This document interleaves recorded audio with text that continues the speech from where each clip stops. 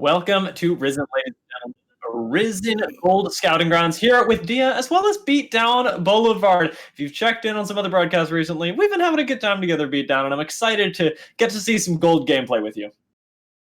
Yeah, me too. And the interesting thing too is that generally I could play ranked to also do the same thing, but it doesn't hit the same. Now I get to watch people who could be my teammates play it out, and if they tilt each other, I just get to watch from above like, it's not me. You feel removed. You feel. I do. God, exactly. I do. We've started up the draft, though, so let's see whether the draft is the same as in solo queue. I suspect it'll be a little different. Yeah, it probably will be. I don't know why I hesitated there. It might be just a little bit of trauma. A lot of these bans already make a lot of sense. Good champs out of the mix, right? So one thing I'm curious about now, actually, Dia, you know a little bit about some of these players that we are casting. What kind of champs would you be expecting to see? I heard there's a Vive player, and I'm very interested in that. There definitely is a Vive player. I'm excited. Okay. Maybe Eternal Cries can pull that out. Seems like he plays a lot of meta, but what I'm really excited about here is it's been a while since I've seen teamfight AD carries, and Trues on Gold Goons likes the Sivir, likes the Aphelios. He is a teamfight AD carry, and having that sort of niche in your team, I think, is a strength that Gold Goons can really look to play around. Well, sure, especially if you want to pick the likes of Aphelios. I feel like one of the problems is that he's an alright champion currently, just you have to draft around him correctly, and then you will pick teams that don't really do that. They will draft around it in incorrect ways, so that's definitely an avenue on this current patch, and we'll see how it goes. Mumu not getting banned is going to be immediately first pick because Sunfire Aegis, good item. Yeah, you know what? Hefty Hedgehog, he's been playing a lot of the Wukong Olaf. Olaf we saw banned away, but Mumu is an easy pickup here. Kane, the response, sure Kane is. Popularity recently. Well, yeah, I was about to say, we saw on Thursday, every time we cast, there's a Kane. Is he good? I feel like he's not good. I'm going to upgrade my feel like to, he's not good. I don't feel like he is. I don't feel like he's a particularly strong pick, and it has so much to do with forfeiting a lot of that early pressure. And with Mumu, Gold Goons are going to have that. Yeah, as soon as he hits level 3, immediately has presence on the map. So much stun threat, so much dive threat, and of course it's even worse now that Golden Goons have also drafted Leona. Mayamo doing the very good. Shout out to him who's coaching this squad. That's why I'm really curious about how this roster will play out, or at least this draft will play out, because he's definitely a very smart player, to say the least. And River Foxes have some, at least, well, they have a power pick in the Victor, who's also currently quite strong on this patch, so they're definitely no slouch so far in the draft, but I am liking what the Golden Goons have so far. And specifically for River Foxes here, I like the Victor pickup. Their mid laner has been performing quite well on it, especially in preseason, was a favorite of his last season. So I think a lot of this comfort is really what it's coming to for me, especially at the gold level. And things like the Victor here are going to be more important in that sense. Absolutely, and this is interesting. River Foxers are going for Ezreal Karma. There's a chance it could be Karma top, but my money's going to be on an Ezreal Karma bot lane. So much poke, and actually might not be a bad answer into this misfortune. Leona, really strong bot lane duo currently on this patch, but because Leona, outside of her Zenith Blade, is more or less a melee champ, keeping them at bay with all that poking them out of lane, getting that bot cryo, is actually going to be pretty useful. And you know what we saw? You know what we saw previously as well is an Echo hitting the Rift. We're going to get a of those here. That's true.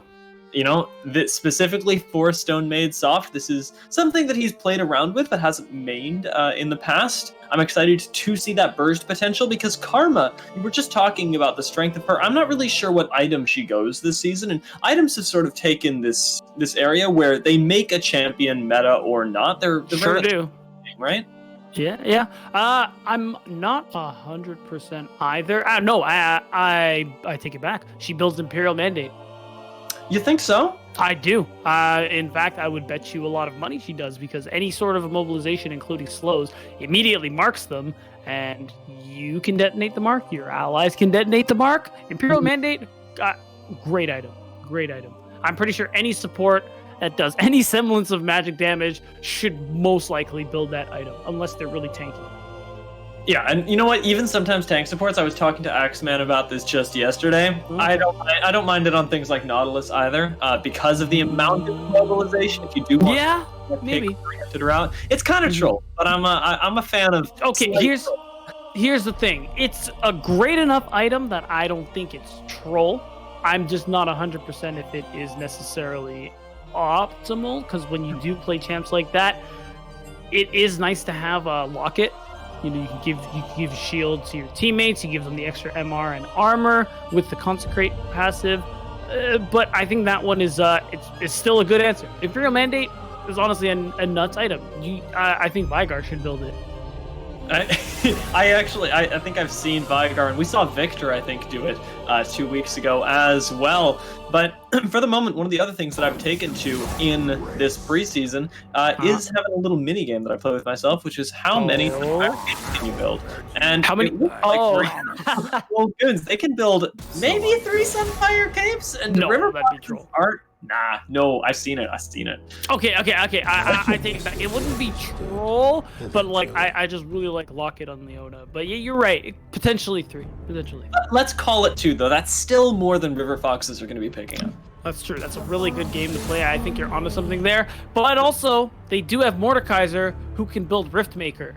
That's a pretty good item, Dia. Especially a champ like that. Omnivamp. Ugh.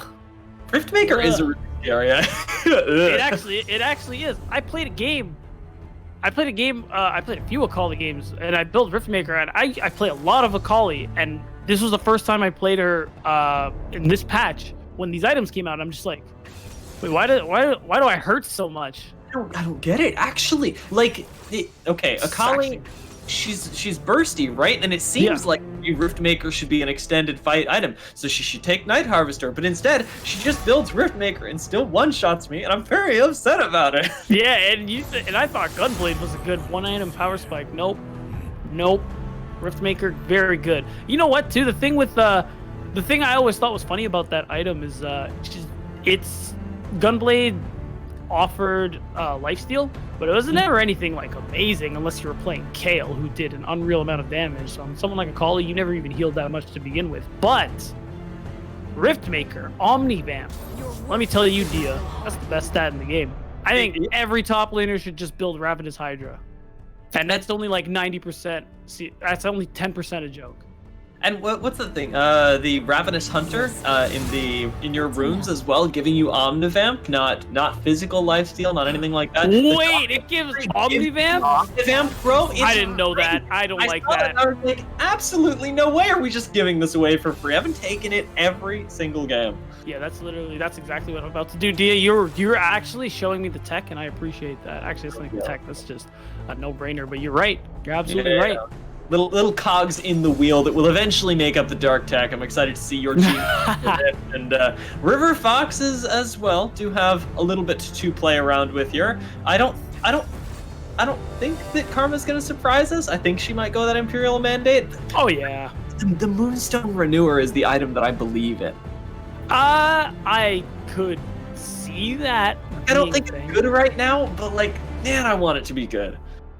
I think healing in this game is kind of insane, and I would like that to not be a thing, because it just feels like, even though now a lot of Grievous Wounds items go up to 60% when you get them sub 50% health, even at that point with some champions, it's just like, you're just not gonna die, are you? And then you accept that you are getting whittled away occasionally by very powerful champions, sometimes a wet noodle like Maokai. Yeah, what are you supposed to do? Slaps you to death, and we might see a lot of today. We do have 384 in the top side there on the Malphite, but we've gotten a chance to talk about the items. Now that we have all the compositions laid out in front of us, we know more or less what they'll build. What do the comps actually have to do to win? Okay, I think this is just the term I'm going with forever and ever. Golden Goon's composition is literally the in there like swimwear comp. You heard me say it the other day. I'm going to say it again. Look at all this dive.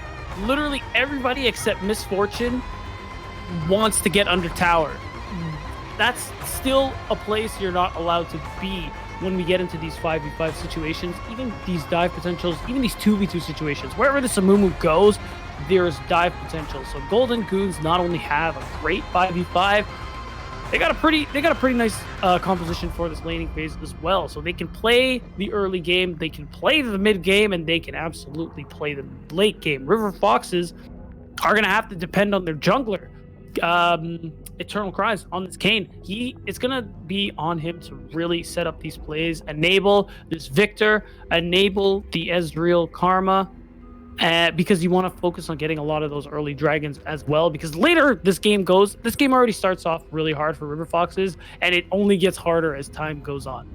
Yeah, a lot of pressure on Eternal Cries, who doesn't have that much early presence, and the champion itself is going to have to really push it as a player to make this work. We'll see what happens once we hit the Rift, though, and whether these players can prove themselves in the first game of Gold Scouting Grounds here on Risen.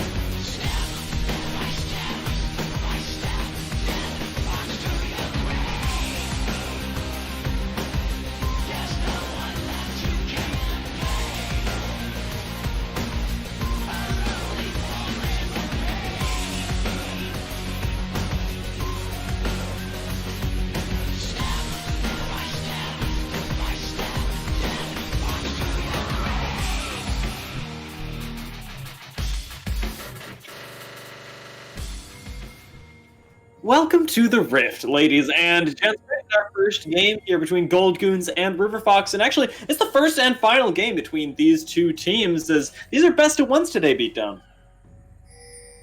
They certainly are. We actually didn't get a chance to bring that up earlier, but yes, these are best of one games, teams playing for the chance to make it to the semifinals and potentially the grand finals tomorrow, which will all be best of threes. But speaking best of, Stone Made Stoff makes the best of a level 1 Q on that Echo. Gets some damage off on a couple people. That's a really heads-up Q there. I thought he was going to die, and in best of ones, I was really scared, right? Because that advantage can't actually translate. Sure. But if he's going to get caught out by that river, maybe a little caught out, is going to waltz his way out of there. Wait, it's Stone? Okay, no, he's not gonna go. I really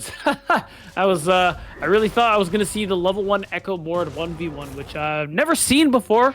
Gonna be honest, looks like that's gonna continue for a little while longer. But overall, both of these teams, we've already talked about what they need to do. But again, Golden Goons on the blue side have this heavy team fight comp, but also Hefty Hedgehog has a lot of agency in this early game. Pretty much as soon as he hits level 3 to set up ganks, make plays all across the map in every lane. And of course, the people you do want to help in this scenario are Trues.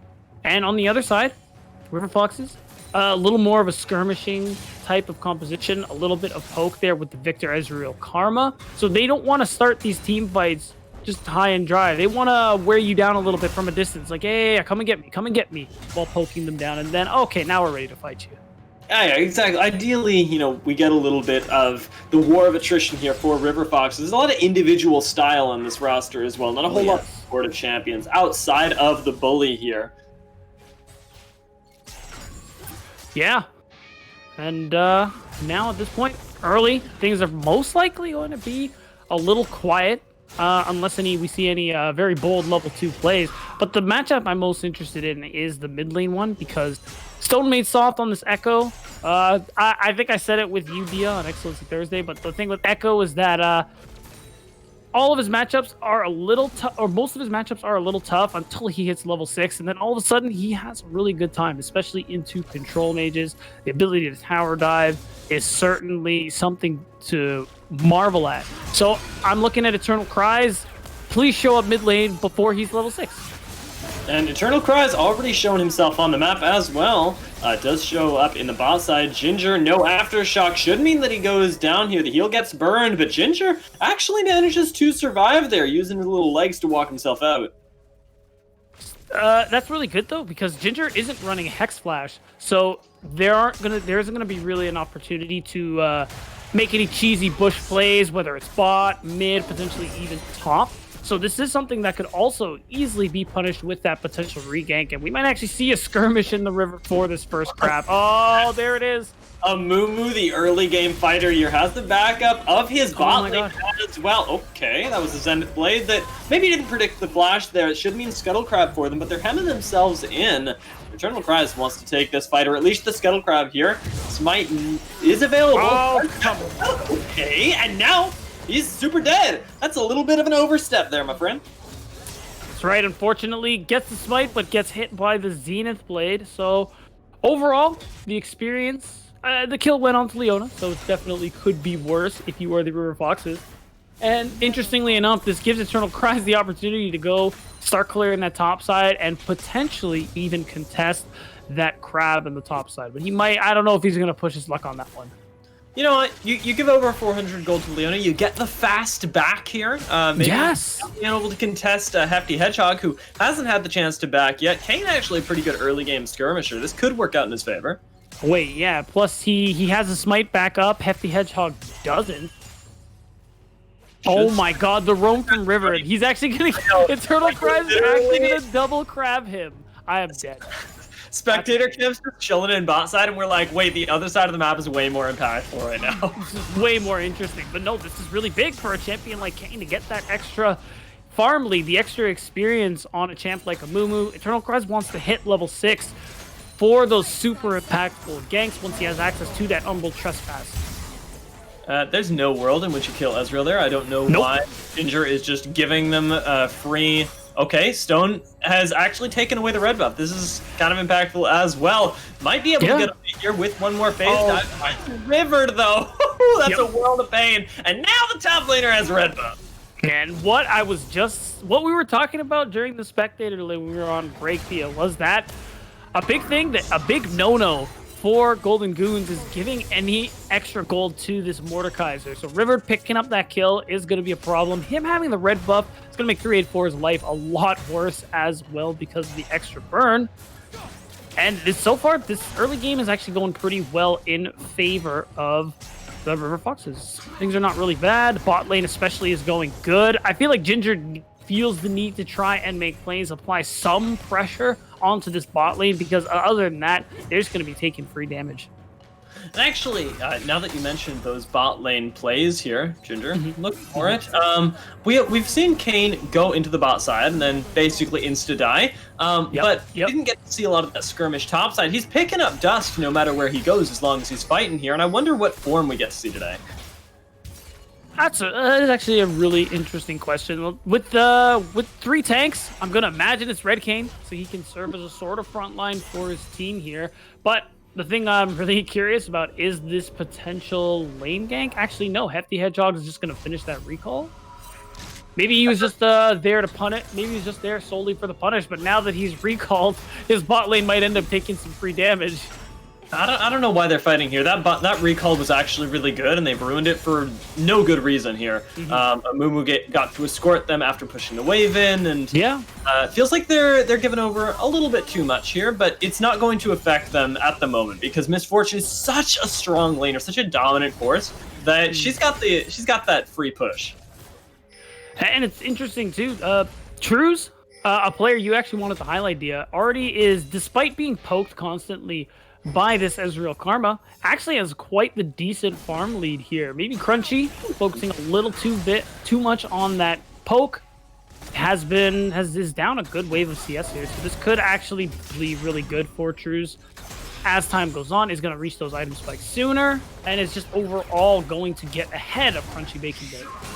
And they're pushing their luck a little bit here. I kind of like it. Trues does get back in here, but I'm watching this Amumu hovering around Drake right now, and going for that before the recall does come in would be perhaps a little troll. Perhaps, but now the interesting thing too is now Stonemate Soft has that constant pressure in the mid lane. It's hard for Ratet to actually push that wave and contest it, but they are going to walk down before that dragon anyway. You even see the TP coming through, but it's a post-dragon fight here. They have to fight, though. Okay, Eternal Cries isn't 6 yet, so actually takes a nice chunk of damage. Ginger does look to be the trade here, and Hefty Hedgehog is going to pay for this Drake with his life. This is exactly what I was talking about. This is the troll coming out, and it's going to bite you, or at least make you pay the toll. And unfortunate now, although you get the first dragon, you give up a lot of kills in the process. And it just makes things a little bit tougher for you. Overall, this composition is still going to play out pretty well, just because of how it naturally plays. Hold on, Eternal Cries getting that red buff back. He's okay. Stonemate Soft, though, he really likes the red buff. This is the second one we've seen him contest. Trues almost gets that one. Actually forces the flash out of Eternal Cries. Yeah, Trues. Really smart move from him. At least Eternal Cries doesn't get it quite for free, but this farm lead is really starting to show here as Eternal Cries has hit level 6 first, and now we're going to really start to see those impactful ganks come through with now he has the Unreal Trespass and has a lot of, well, it's going to just have a lot more to offer in these skirmishes. At this point, things are pretty chill. Rivered picking up more gold off of these assists is going to be a problem, because once that Riftmaker comes through, this Mordekaiser is he's a problem. Nice fancy feat from Trues there. Does manage to get him out of the way. The ultimate doesn't find a kill, but that's a nice bot lane lead now in the health bars as well. And 384, we were talking about this Mordekaiser. I just heard you mention him.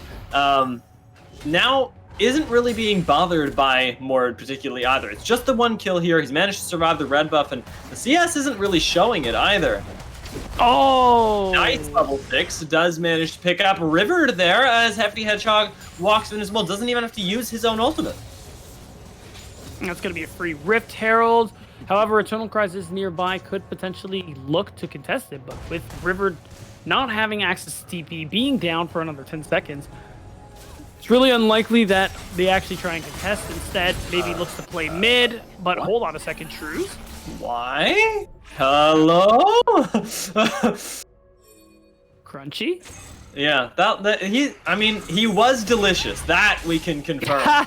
As any bacon bit would be, but unfortunately, that's not what we're going here. It's not the Risen who can be the most delicious. Who has the tastier name? Yeah, exactly. It really is tasty. Actually, I haven't eaten that much today.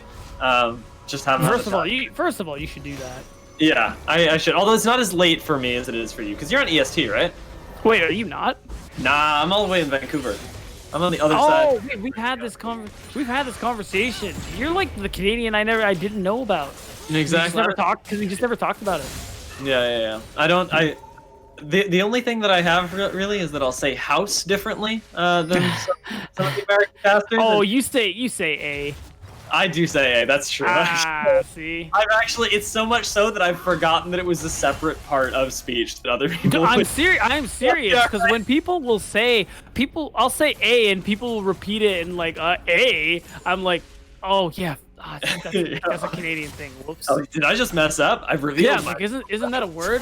That's true. I've revealed my secret.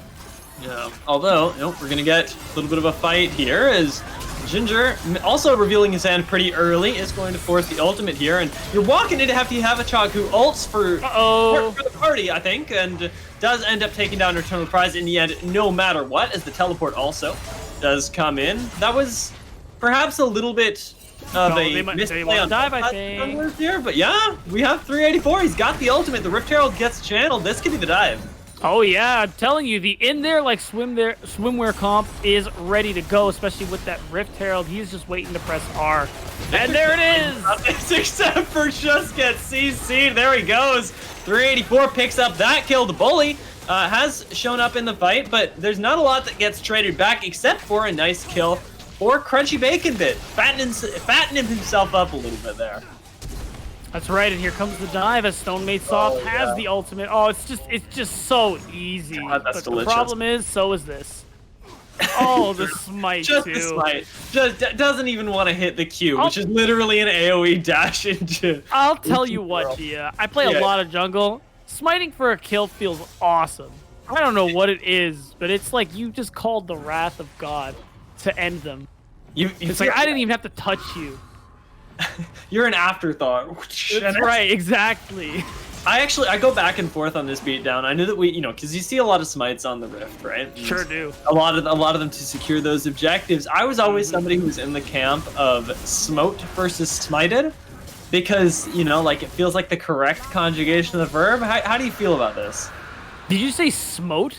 Yeah, because that's like the conjugation of to smite. Oh, that's one of those. Even if you're correct, I don't want to say it. All right, fair enough. It's like saying yote instead of yeeted. But I'm just gonna say yeeted. I'm so gonna start saying that. Oh my god! Speaking of yoted, monster, yes. Yote himself out of the mid lane there. The bully actually tries to make something happen here, but is struggling a little bit, especially after how poorly bot lane has gone. Karma not the most impactful without somebody to help boost up. Yeah, not exactly the best 1v1ing champion. I know it might be a little bit of a hot take, but that's just how it goes. Overall, though, it's still a pretty even gold state with like a very slight lead in favor of the Golden Goons. But an even gold state favors Golden Goons because, again, the nature of their comp as time goes on, they're cool going even because now you have the likes of 384, who's also kind of winning this duel here, as so impactful with that unstoppable force. Oh, I take it back. Okay, no, if he pulls him under tower, he's got wait! There. Oh, it almost makes it! Rift gets away in the end, but that was way too close. Riftmaker, it's Riftmaker. I'm telling you, the Omni Fam. It's a... Come on, man. I can't wait for him to team fight. You got, like, the guy's 2-1 and 2. You got to assume that he can make something happen here. Oh, Ginger. Okay. He's just gonna waltz out. I hope so. I feel like he doesn't want to be a part of the situation in any way, shape, or form. I feel like he's just there to protect the tower. And it's certainly what he's doing. But little does he know, Eternal Cries is on the other side of that wall, making his way over. Oh, no. This could be him taking a little bit more damage. Leona, though, quite tanky right now. And Stone Maid's sure is. With the amount of wave clear that he has, this push isn't meaning anything. It's not amounting to anything. And... Oh, okay. I was wondering why Stonemaid's off hadn't backed yet, but the blue buff does appear to be up, so he will be gifted that by Hefty Hedgehog. That's going to be super useful here, but hold on a second. Trues is in a little danger. This is the 1v1 you can't take. Trues is, let's say, my team fighting favorite, not necessarily my 1v1 favorite. With Eternal Cries going up there, Stonemaid's off. Oh, he's also fighting in the mid lane. This makes it so hard. Eternal Cries goes down there in the end, though. Nice ultimate from Hefty Hedgehog to catch him right at the end of turret range. Does catch Ratatat. He feels Norse. It's Norse, right? I'm calling it Ratat. Ratatosker. Or did you watch what's it called? Oh, sorry. Favorable trade there for Gold Goons. For those of you who are just tuning in, that was pretty good for them. Have you seen the Eurovision? The movie Eurovision? No. Oh my God, bro! The one with Will Ferrell. It is something that you gotta check that out. It's got beautiful music in it. It's hilarious. The first maybe 45 minutes of it, you want to turn it off, but then once you suffer through all of that, you enjoy it. Is this one of those, like, this show gets better after the first season type of things? Because I'm not really into those. It's a single movie, but you've got to suffer through the fact that it is a Will Ferrell movie until it becomes more than a Will Ferrell movie. Oh, see, you should have started with Will Ferrell, because, that really kind of hurts it for me, not going to lie. It really does. It's tough, but there's some beautiful opera, and he actually sings. I hadn't heard Will Ferrell sing, and I don't know if you know this, but he's not good. Oh, wow. I was really... wow. I am shocked. Let me tell you, Dia, I was ready for you to say, like, he has the voice of an angel. You got to listen to this beatdown. Bad singer? No, it couldn't be him. No, it couldn't be. I was actually really surprised. I know it's a different genre completely, but Hugh Jackman actually, he's got a really. Oh my God, yeah, the Greatest Showman. Oh, say no more, Dia. That was really nuts. Zac Efron too. I was surprised by that. Zac Efron doesn't. Because he didn't sing in High School. He didn't sing in High School Musical. That's the thing. That's true. And then he just showed up, and now High School Musical is regretting it here. Hefty Hedgehog does get the Scuttle Crab here, as we are getting a little bit of Drake positioning now that we've regained some sort of action on the Rift. That's right, but it looks like Golden Goons are the ones who largely have control. Someone should probably go to catch that mid wave. We are going to see the TP for exactly that, but now the problem is this Rift Herald. Oh, the problem is Eternal Cries. Stone Maid soft. He sees that Eternal Cries just goes down. I thought the mid lane following was going to be big, but the eyes were on the prize there. 384 and Stone Maid soft. Holy Lord. Well, the mid turret still going down is pretty good for River Foxes. They get to push that mid wave out further. It's easier to get mid prio for them specifically. And their mid tower is as healthy as can be. Problem is, though, they do lose that second Drake because Eternal Cries getting a little big for his britches there. Gore Drinker, real nice for health and regen of sorts, but not exactly the tankiest item. You don't get any resistances from it, so you really got to be careful with your life there. Also, he's the one with Smite, so it's kind of doomed from that point. Yeah, picking off the jungler is really, really big right now. It's always going to be way easier to pick off Eternal Cries than it is Hefty Hedgehog, because the guy just will not die. Hefty Hedgehog is more likely to kill you, and I think that I could say that for almost any member of River Foxes at the moment. Even with Victor hitting his first item, he's not scaled to the point where I think he could really take on a Mumu. Yeah, and to be fair to Victor's, that he has the Hex Core that Victor still builds. It's just not it doesn't take up an item slot anymore. He doesn't spend gold on it either. It's the whole Victor Buck thing. With the amount of farm that he has, it's definitely getting close to that perfect Hex Core as well. So he's already got a lot of damage at this point. Thing is, though, he needs a little bit of setup. Victor is not a frontliner, so you need someone like River, like Eternal Cries, to get you that little bit of space so that the spell rotation can come through. And here's the thing, actually, because we talked about this a little bit going into the game. You mentioned needing Rivard in team fights. Rivard is a team fighter by nature. Like, when you look at his solo queue, the guy, what he does, what he loves to do is team fight. But he's been put on this Mordekaiser, and we're seeing him, his side lane, be quite formidable. But it's not what I think that River Foxes need right now. They need somebody to bring that team fight together if they want to contest Golden Goons, because Victor isn't able to side lane at the moment. That's right. You have no hard engage either, not even on this Mordekaiser and anybody really. Besides maybe the Root from Karma. It's really the only thing that comes to mind. Knock up from Eternal Cries, but those are just CC, not exactly hard engage tools. You look over to Golden Goose composition, I can see 3 abilities just as ultimates, and they're still regular abilities that some of these champs have that just pre-fight starters that are really lacking. And that's why I said earlier, River Foxes need to poke. They need to start these. They need to start these fights. B, they need to start these fights after a little bit of poking, after a little bit of tenderizing the meat, if you will. Then you cook the steak. And that's going to require tempo, and right now, that's just not something that they have. They can't force anywhere. Chaos Storm does get dropped under tower. That's the only thing dissuading them from taking that right in the face of the bully. Oh.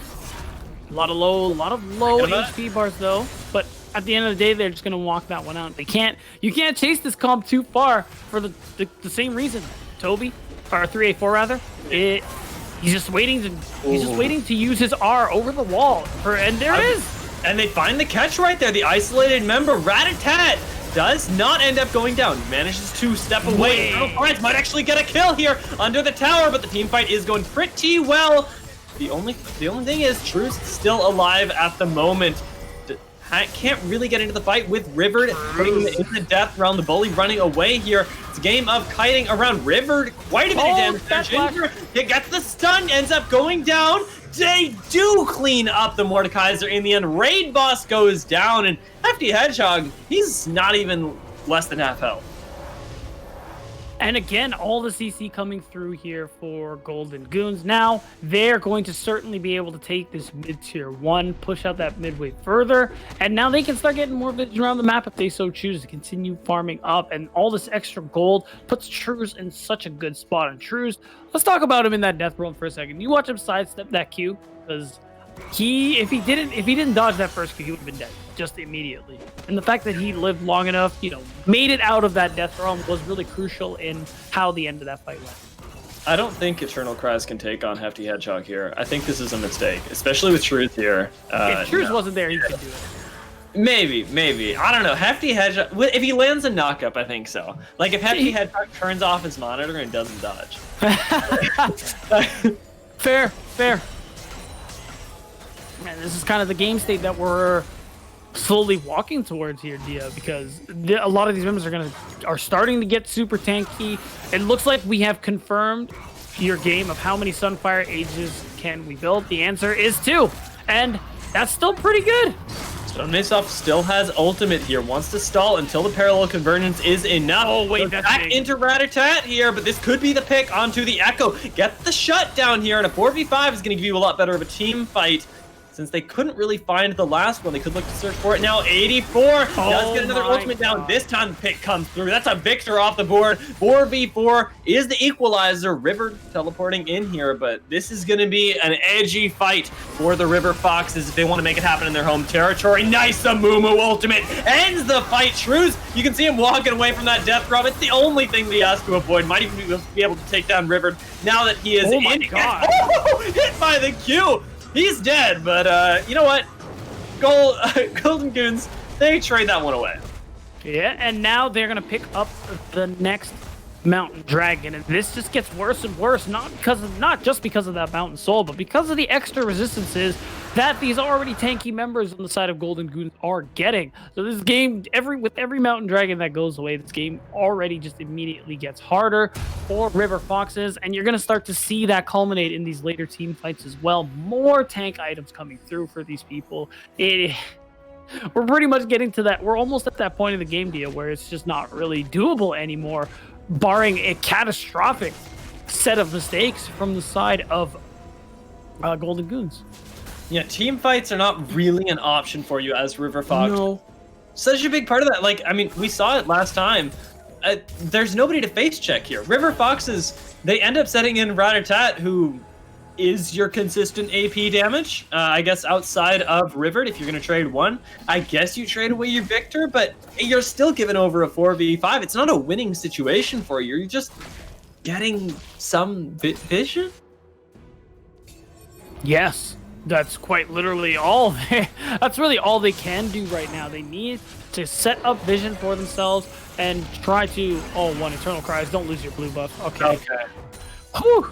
Yeah, vision is all they can really set up, but the thing is, they need vision around that Baron pit. That's the big thing to fight for right now, and it's looking like they're just gonna start it right up on the side of Golden Goose. They don't actually mind. I think they're trying to actually just bait an engagement.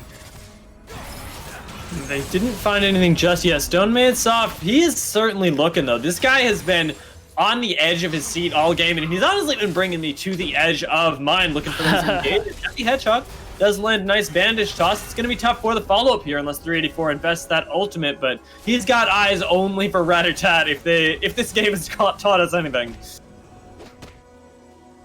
And it's just back to that vision game. Get mid prio, clear vision, set your own. And it's just going to be this until somebody makes a mistake, somebody oversteps, or Stone Made Soft can get a little deep in there with that ultimate being available so that he can pick somebody off. So the point is now, still, things are looking very good for the side of Golden Goons. Again, being even favors them, but they're ahead 2,000 gold right now. So this is a great spot to be in. They can choose. They can pretty much choose when they want to get into a team fight here. And I love this division being set by Stone Made Soft. And the vision is something that we talked about River Foxes needing to have before they approach fights. They can't get it, so they keep giving over their lives. And it ends the fight before they can actually, I guess, start one up themselves, before they can get that poke that they so much require. You've talked about it several times here, but not being able to see your enemies is going to hinder people like Ezreal and Victor. Yeah, and it's tough too. This Ezreal and Victor both take cleanse, but I'm gonna imagine they need a QSS of some sort. Oh no. That's a pickup there. Stone Made Soft, he sees somebody in his jungle and ends up taking them out. Now, on the retreat here, as River does put Trues in the death row, but finally having learned, Trues just grabs the QSS there, takes down River with the help of his team. Crunchy Bacon Bit burns the cleanse, but it is not going to be enough there. A double kill comes in for the Malphite. Stone Made Soft flashing over the wall to try and save his own life here. No ultimate means that he does go down. Nice flash over the wall, though, from Ginger AF. Does take down the jungler, and now Golden Goons finally get what they came for. It is this Baron. And once again, Eternal Cries going down means free objective for the side of Golden Goons. They're gonna pick up this Baron, very likely be able to push towards the base of River Fox, and this, with the dragon coming up in 1 minute, this is almost a death sentence for the side of River Foxes, who are gonna lose, very likely going to lose many towers in the process, and if they are not careful, they're gonna lose their lives, give away that Mountain Soul, and this game becomes almost unwinnable. Yeah, this is a single nail in the coffin for the gold, or rather for River Foxes here. The question is, how many nails will it take, right? Because River Foxes do not want to be put 6 feet under. They want to continue being able to take games in these best of three. You get 3 best of threes today, and that's it. This is already a third of all of the wins that you can walk away with and all of the losses that you can potentially face here. You want to avoid those for as long as possible. So this is a pretty scary prospect if you are River Foxes, and we'll see if they can try and make something work, or at least force out a few screws to go with the nails. Happy Hedgehog and Ginger AF, though, not looking to die anytime soon. The bully just goes down. Eternal Cries looking to pick up the Amumu, just cannot near the tail end of that. And we see Stone Made Soft messing up your backline in the meantime. The one shutdown does come in for River. They get the second onto Trues here, and now we see the back away. Stone Made Soft, no ultimate here, does end up trading back. Crunchy Bacon Bit gets the ace here, and River Foxes with the signs of life there. They're going to require a little bit more in their coffin. And that's going to cost them a Mountain Dragon and the entirety of their Baron buff. And that's why even though they can look for these fights, you still can't greed for them. These scrappy fights are exactly what River Foxes want. You want River himself specifically to be able to get off a lot of those combos, get those ability rotations off, and will continue to heal and get that damage off. And a lot of that fight going the way it did, it is credited towards that Mordekaiser. As a result, you actually not only stall, but you make your prospects look a little bit better if you're River Foxes. You get a dragon, get to push the waves, and you don't lose any towers from that Baron. That's the best case scenario. But again, off the mistake of Golden Goons. And it's going to take a couple more for this game to really look winnable.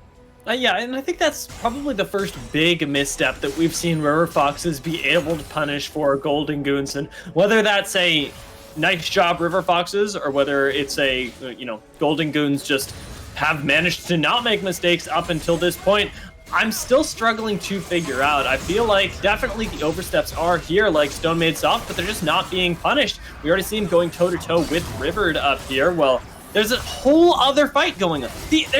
This is not a team that is playing together right now. It's about to cost Trues his life there as he gets sniped out. Now, finally, Eternal Cries will go down. It seems like that Gore Drinker putting in work, though. And Stone made soft, he's all the way on the other side of the map fighting Victor. Ginger AF going to go down now, and these individual picks are costing Golden Goons. And this is how they want to be fighting here. This is fantastic. The gold lead is getting smaller and smaller as a result here. And Rivered picking up these kills. It couldn't get any better than that. The Mordekaiser are getting stronger and harder to deal with. Makes these kinds of fights possible here. You see them go in a lot of different directions on the side of Golden Goons, and they don't win those kinds of fights. You have to fight as the unit. Hefty Hedgehog, nowhere to be found until the end of that fight. That's a lot of your CC just unavailable to you. A lot of your front line unavailable to you, and those kinds of mistakes will cost you the game. And now, we talked about nail in the coffin. Well, someone might be pulling them out, and I think it's Golden Goons. Yeah, they certainly look like they've got that end of a hammer. I don't understand why hammers have the double end here, but nonetheless, it seems like River Foxes are making good use of it and end up taking some towers in their own names as well. Now actually up in the tower game as compared to Golden Goons, who just moments ago we thought looked unassailable. Yeah, and that's good recognition from River Foxes, who understand that, okay, they're going to split up. We love that. Please keep doing that. And that's what they're playing for here. And they seem to be getting better at recognizing the overextensions, the misplays from the side of Golden Goons. And as long as they keep doing that, they could pick up another Mountain Dragon. And if they stall, get Rivered a little bit stronger, keep fighting the way they have been, they do have a way back into the game. Their Ezreal is on 3 items. Their Victor is on 3 items, and that perfect Hex Core. Their carries are very strong right now. They just have to keep fighting the way they have. More skirmishes, more poke, less 5v5. Yeah, and certainly it seems like Golden Goons are opting into that a little bit. The kits of River Foxes, while the champions might not create the perfect team fight, certainly do have the tools to take the 1v1s on their own. Eternal Cries, maybe even get a 1v2 here. This is the classic overstep we've seen from him, trying to take on both of these, both of this bot lane, and it is going to cost him half his health. Fortunately, Kane's slippery enough that he gets away. You gotta love the honey fruit as well to get you that little bit of recovery, but still is quite bold, stepping forward as he has been. Actually, nope, they aren't gonna punish. I really thought they were going for that one, but Espen's top. Yeah, this would actually be a great fight to take it, because they know that they can just walk in and start clearing the vision out, placing some of their own, and they understand that it's easy for them to be able to just walk in the river like that. Ping the Mountain Drake, they know it's coming up, and it's just about continuously holding on to that mid priority, keeping control of that bottom side river, and as long as you move together in a unit like this, Trues hangs in the back, these are the fights that Golden Goons can win.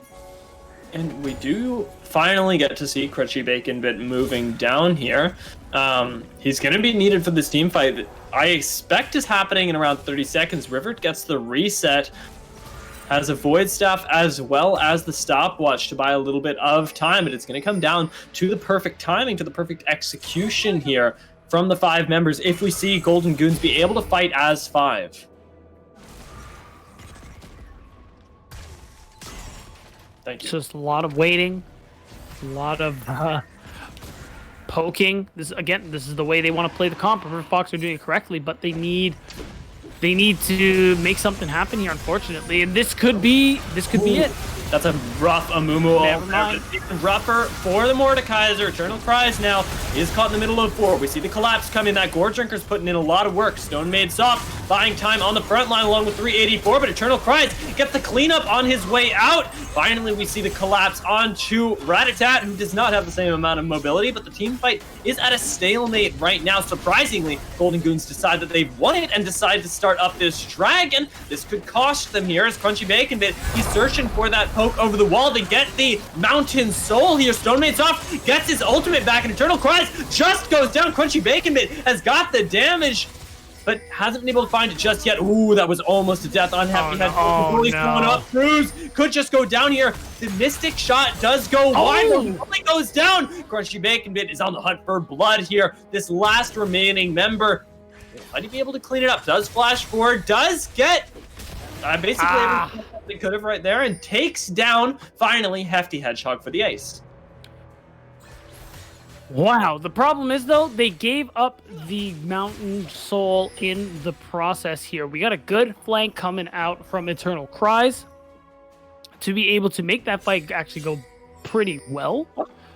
But at the end of the day, all they've really done is pick up some gold here. The real thing that matters is if they can take this Baron, actually successfully finish it. But with the fact that it's like a 3v2, jungler isn't quite there yet, it's hard to imagine. Actually, Hefty Hedgehog is dead for 15 seconds, so they could just take this. I see the dream here, but there's a teleport coming into the Baron pit here from Stone Made Soft. Rivered looks to be bursted out right now. Stone Made Soft can be forced to use the ultimate within the Death Realm to keep himself alive. Still being massacred there, and the damage isn't there. The other two tanks on the side of Golden Goose, they're being picked off one by one, funneling in, and now River Foxes are 5-man strong. They get the Baron in trade for that Mountain Soul. Okay, this is getting very dangerous for Golden Goons, because at this point now, you can't afford to get picked off like this with how long spawn timers are. So Stone Made Soft at the start was at a 50-second death timer. It only gets harder from here, and with the Baron buff in hand, one more misstep like that will actually mean the game. So River Foxes just got to play this one real carefully, and they've been playing so well these last 10 minutes, always finding these folks, always punishing these missteps, going for flanks, and if they do that one more time, they just need one more fight like that as long as they have this Baron buff, and they might win the game. Yeah, this is one of those things that is just moments away from death on either side. Even though Golden Goons looked really good, they've lost control of the game quite significantly, and now I would honestly say that River Foxes look to be favored here. Their individual performances have made them quite a force to be reckoned with, and it's going to be on the back of some really nice team play here. And Shrews is the one that I'm looking at. If he's alive, I think you've got a hope of winning this fight. And that is the big thing, but Shrews has also always been a point of focus from the members of River Foxes, so it's all going to be about that team fighting positioning there from Shrews. He needs to be in the right spot, get that bullet time off, and just be able to get as many shots off, as many abilities off as possible here. And that's the thing now. Teams are going to be, they're just going to farm Eternal Cries, really just making, taking whatever bit of jungle farm he can from Hefty Hedgehog. Has a level lead on him as well, too. So it's going to be harder for Hefty Hedgehog to build up any more gold, try to finish. Oh, wait a minute. I think he's finished. Yeah, it'll be harder for him to build up gold, certainly from base here, and it looks like that's going to be it. He's got a lot of ultimates onto him, though. Does get taken down. The bullet time actually used in response here is another rather large cooldown for the side of Golden Goons. They're not going to be able to contest this push nearly as easily now. And that's terrible. A lot of your team fight is Hefty Hedgehog, and him overextending, getting taken down like that, means now you just have to do your best to clear waves and thank every god there is that there's no hard CC on the side of River Foxes, because otherwise they could easily set up a dive. Speaking of, oh my god! Lord, the bully just gets taken out there, looking like he's getting bullied instead. Stone Made Soft gets all of his health back, but your base is falling to shambles. In the meantime, Shrews is being picked up while the retreat from his team comes in. Is forced to burn the heal here, but you've lost your top lane inhibitor. You already lost your top laner as well. Stone Maid Soft once again put in the Death Realm. You've got to expect this is him going down. That Mace is doing so much work from Rivered, and now the mid lane inhibitor going down as well. You still got 4 members up here. Hefty Hedgehog finally gets back, but I'm not sure if it's in time to atone for his sins. Gets the stunner to tower on Rivered, forces the Zanya out of him. No Death Realm here. Might be him going down here. The execute does come in with the Collective Truce, picks that kill up, and River Foxes are forced away one more time. Still, you have 2 inhibitors down. The Elder Dragon coming up in 1 minute here. And amazingly, the team River Foxes who've been down all game now have a 5,000 gold lead and 2 inhibs down at this point in the game. It's going to be tough to get that mid priority and actually contest this dragon. This is going to be probably one of the closest things that I've seen all year right now. With this Elder Dragon, you've got to imagine that the team that gets that finishes off the game. And honestly, both teams look like they're in a position to do so. But Stone Maid Soft needs to have a QSS. He is getting dunked on by River, being able to put him in this Death Realm. It makes it a 4v5, and River just emerges stronger. Luckily, Stone Maid Soft definitely heard your pleas, has built that QSS, and is going to have that cleanse available to him at least once in a team fight. So now they're just trying to push out Vision here in the mid and top wave so their base can't be threatened, so they can commit to this 5v5. 384 has TP, so there is no deep vision, so there's no chance of a flank. But overall, the fact that he can be in this fight is going to be very big. I think they found a pick. Oh, 1 pick does come in. Double ultimate gets invested though, and now the teleport has to be used defensively here, lest River Foxes re-engage. We're gonna get the reset from Ratatat.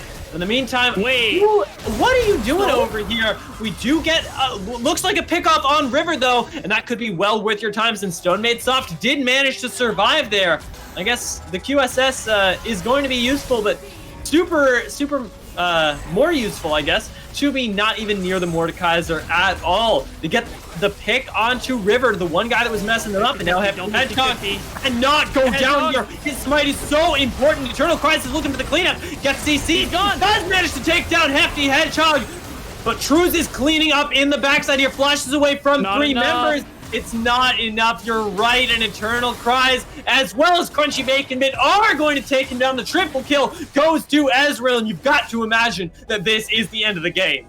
It certainly is the end. Golden Goons had control for the longest time in this match, but they couldn't close it out. They took too many bad exchanges, and River Foxes crawl their way back up to the top and will win it out here in Game 1. The GGs are coming out in chat, and they will make it to tomorrow's matches.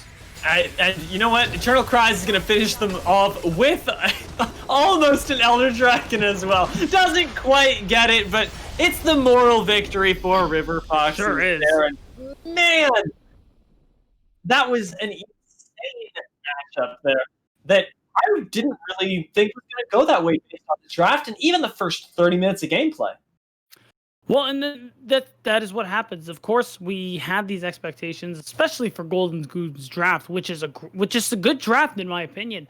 The problem ends up being you don't do anything with your lead past 25 minutes, and that's the point where that should be the point of no return for this composition. But like we talked about, they're taking bad engages. They're not fighting 5v5 against this composition from River Foxes that all they want to do is skirmish. All they want to do is 2v1s, these 1v1s, these little fights instead of full-on team fights. And that's where they thrive. They basically gave them the only scenario in which they could win the game, and that's exactly what happened. Get down most of the game, managed to finish it off with almost an 8,000 gold lead for River Foxes. Yeah, and I want to take a look at the damage graphs as well, since I know that we can, because I think that really tells a story, right? You can see the fact that for Trues, we have so much damage, topping out the charts. Most damage. This guy, he was the one that needed to be winning the team fight. But the problem is when we look at the damage coming out of River Foxes, it's spread all around. Everybody is putting in quite a bit of work. Even the Kayn matching Malphite's damage here. it's a game of splitting team fights for them. And like you say, we saw Golden Goons opt into that win condition time and time again. Well, I know that we'll be seeing this team once again as we hit our third match of the day, but right now we're going to get prepped for our second match here, as we're going to be seeing Rigged If Lose versus the, I believe, Omaris Smurf Hunters. I'm still working on my pronunciation here. Omaris, not a word, but we'll see if they can play a clean game of League of Legends once we get back here on the Risen Gold Scouting Grounds.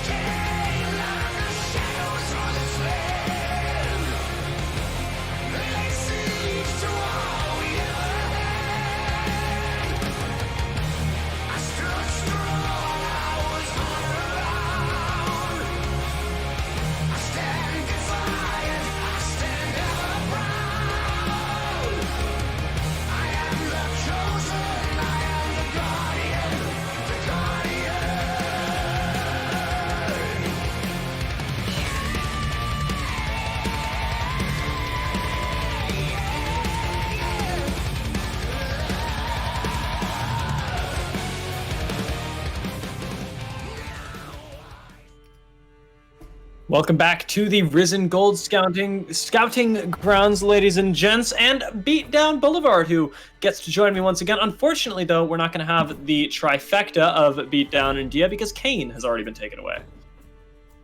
Oh, unfortunate, yeah, but I mean, I'm still waiting to find out if he's actually like a great champ because I'm really not convinced, even off the back of last game. He's won all 3 games that we've cast so far. That's not true. I swear he lost on Thursday. He didn't lose on Thursday. I was gonna say I refuse to believe because I don't even remember who was playing it, but man, they died so much. I refuse to believe they win that game. Yeah, that was an insane series right there, and it sure was looking to be another insane sort of day here, especially with my first Seraphine ban. I haven't seen that champion really picked up in competitive play yet. I'm surprised to see it taken away from Rigged If Lose. That could very well be a targeted ban. It could also be, I don't want to see this champion ever in my games ban. I'm sure we all have a couple of those. Yeah. Speaking of, Riot, give players more bans. But anyways, yeah, Seraphine. I actually think Seraphine's a pretty good champ right now. Whether it's mid or support, I'm surprised we're not seeing a lot of her, but still new. People still figuring things out. New items coming out makes that infinitely harder and doesn't quite pack a punch like Leona if we're talking about supports anyway. So no, certainly not. Speaking of targeted bans, we do have the Kayle taken away there from Omari Smurf Hunters. We do have a Kayle player in the top lane. Quite a Lane Kingdom player is Myopia here, and I'm expecting maybe a Camille ban to grace us later as well. The Olaf, though, is that one small ban that you can't quite see there if you are on stream. Olaf also taken away from Rigged If Lose. Yes, actually pretty good right now with the new itemization on this particular patch. It's been a pretty constant ban in many levels of play. I'm sure that's going to keep up for a little while. Wow. Xin Zhao? That's the fastest Xin Zhao lock-in I've ever seen. That's the only Xin Zhao lock-in I've ever seen. That is crazy, and it's into an Amumu as well. You've given over one of the strongest champions on this patch. I've got to check client. Is this actually Xin Zhao? It is. Yeah. It's like I don't see anyone confirming it. No one's saying, "Oh, my bad, misclick." Nope, it's Xin Zhao. Wow. Okay. Well, dark tech hitting the rift today, I think. Yeah, that is some dark tech. The very strong early game. I imagine levels 2 to 6, we're going to see so much work from Rowley, or at least ideally on the Xin Zhao. That's got to be what's going through his head at the moment. Yeah, I'm curious if there's any new itemization that kind of takes him out of this early game only jungle type champion, or of course, after the first 10-15 minutes, it's like, all right, Xin Zhao isn't that great anymore. But overall, Leona picked up Kai'Sa, who I think is very good right now, and of course, Amumu. First wave looks really great for Omari's, not gonna lie. And it looks really good for them, not only in terms of their early game, which is decent, but in terms of their late game, which is far and away better than anything that Miss Fortune and Xin Zhao are going to give you. Miss Fortune pretty good right now, but still, when compared with Kai'Sa, the late games just dwarf Miss Fortune. And that killer instinct is super useful in compositions like these where you want to dive. And when you have Leona who can dive, Amumu, being able to follow up with that Kai'Sa ultimate is so very useful in allowing you to properly follow up. And yeah, that's a really good first wave if I've ever seen one. And on the other end, we're gonna see that Thresh picked up in the support slot. Pretty good. Gonna need to see a little bit more though. Yeah, I'm surprised that we don't see Yone banned away as well. Yone is a favorite of Void Ruler here for the side of Rigged If Lose, for the side of Rigged If Lose, and I would be shocked if that doesn't get banned just yet. Orianna and Victor taken away. This is a very mid-focused second ban phase. Yeah, mid. Probably something both teams want to focus on. I imagine that's going to be the last pick for Rigged If Lose, as they might want to save that counter pick for the mid laner Vertexity. And Omari's are the one that's interesting. Yep, it is going to be the Poppy, so they are going to save that last pick for the mid lane. And now how are we going to see the answer back here? But Poppy's actually not too bad so far. At least now with the Poppy and Thresh, you do have some sort of front line. Misfortune making a great backline champ. A lot of DPS from the back, especially with the bullet time. Now I'm just curious to see how they're going to round it out. And if you're a player that wants to play a tank, but also wants to run the lane, Poppy is a great lock, and Swain also a pretty great lock. And if you want to be a mage, but also tanky, and can go into the mid lane here for Void Ruler, something that he's actually faced. Oh, maybe. Watch it be Swain. It could be Swain top too. I wouldn't be surprised. Sam, yeah, like that would give Sam. I feel like that just ruins Poppy. That's actually would have just been like the schnasty counter pick. Oh, it is Swain top. I'm Let's smurfing. Go. That's gonna be really tough. Wow, like pour one out for Sam Price. Yeah, that's an unfortunate lane to have to play into. I can just imagine he is just upset in Champ Select right now because that's not going to be a great time. Corki in the mid lane is still good. Mana immune changes haven't come through, so he's still good old Corki. And what I'm curious to see is, it is going to be the Yone last pick. Yes. Okay. This Yone is this is the focus of my game at least. Void Ruler, a very seasoned Yone player. So I'm trying to. So it seems like Rig the Blues have a decent front to back, but it's not quite in the same sense as Omari Smurf Hunters. I think with Rig the Blues, they have a lot of skirmishing potential. Xin Zhao, likes of Yone, but this is kind of a comp where you don't have the ability to kite or disengage. It's once you're in, you're kind of in. Good luck. On the other hand, you have a lot of disengage tools here if you are Omari's, so they're going to have a lot more flexible of a team fight. So they get to be a little more loose with the fights that they would want to take, where Rig if lose, the only way they're walking out of that fight is if they win it. Yeah, and I don't really see them walking away from fights that happen past the 35-minute mark either. We talked about Omari Smurf Hunters already being quite a strong team, and it's only going to get harder for Rig Div Lose once we do pass that 20-minute mark. I expect that with the Xin Zhao, they're looking to make that jungle mid 2v2 a reality. Yeah, and then and the thing that would work really well actually for Rig Div Lose too, the Xin Zhao Yone, would be a really strong 2v2 early on, so that's something I want to see them leverage against the Omaris, if that's possible here. But we already know, as we saw from last game, Amumu, soon as level 3 comes up, certainly a lot of agency. We could potentially even see roams from this Leona towards that mid lane as well to stifle this Yone, because that's certainly a champ I would not want to be allowed to play the game.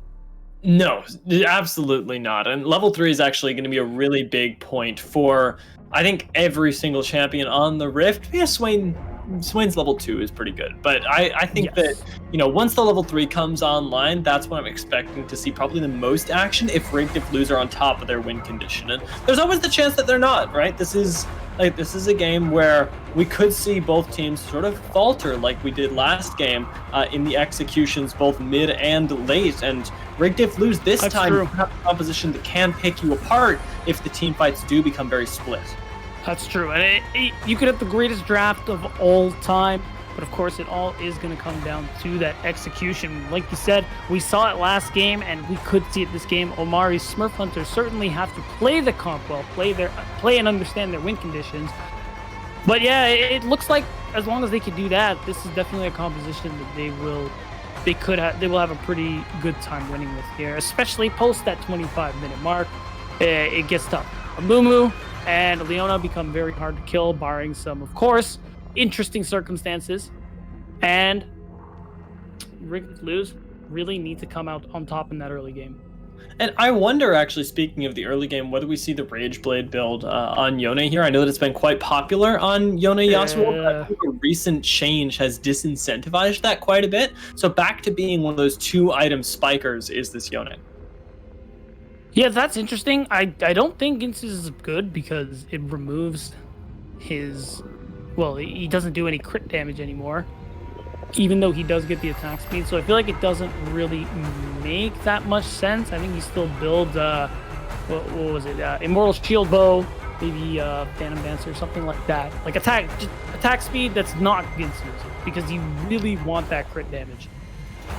Yes, I think that now with the changes to Winsu's, that does make a lot more sense. Yone, not nearly as big of an abuser of that item. I'm also curious to see what Xin Zhao does this game, because like it or not, you know, I'm very focused on the Yone from Void Ruler, but I'm sort of tangentially having to be focused on the Xin Zhao here, because I've never seen it before, and I'm very excited to be surprised.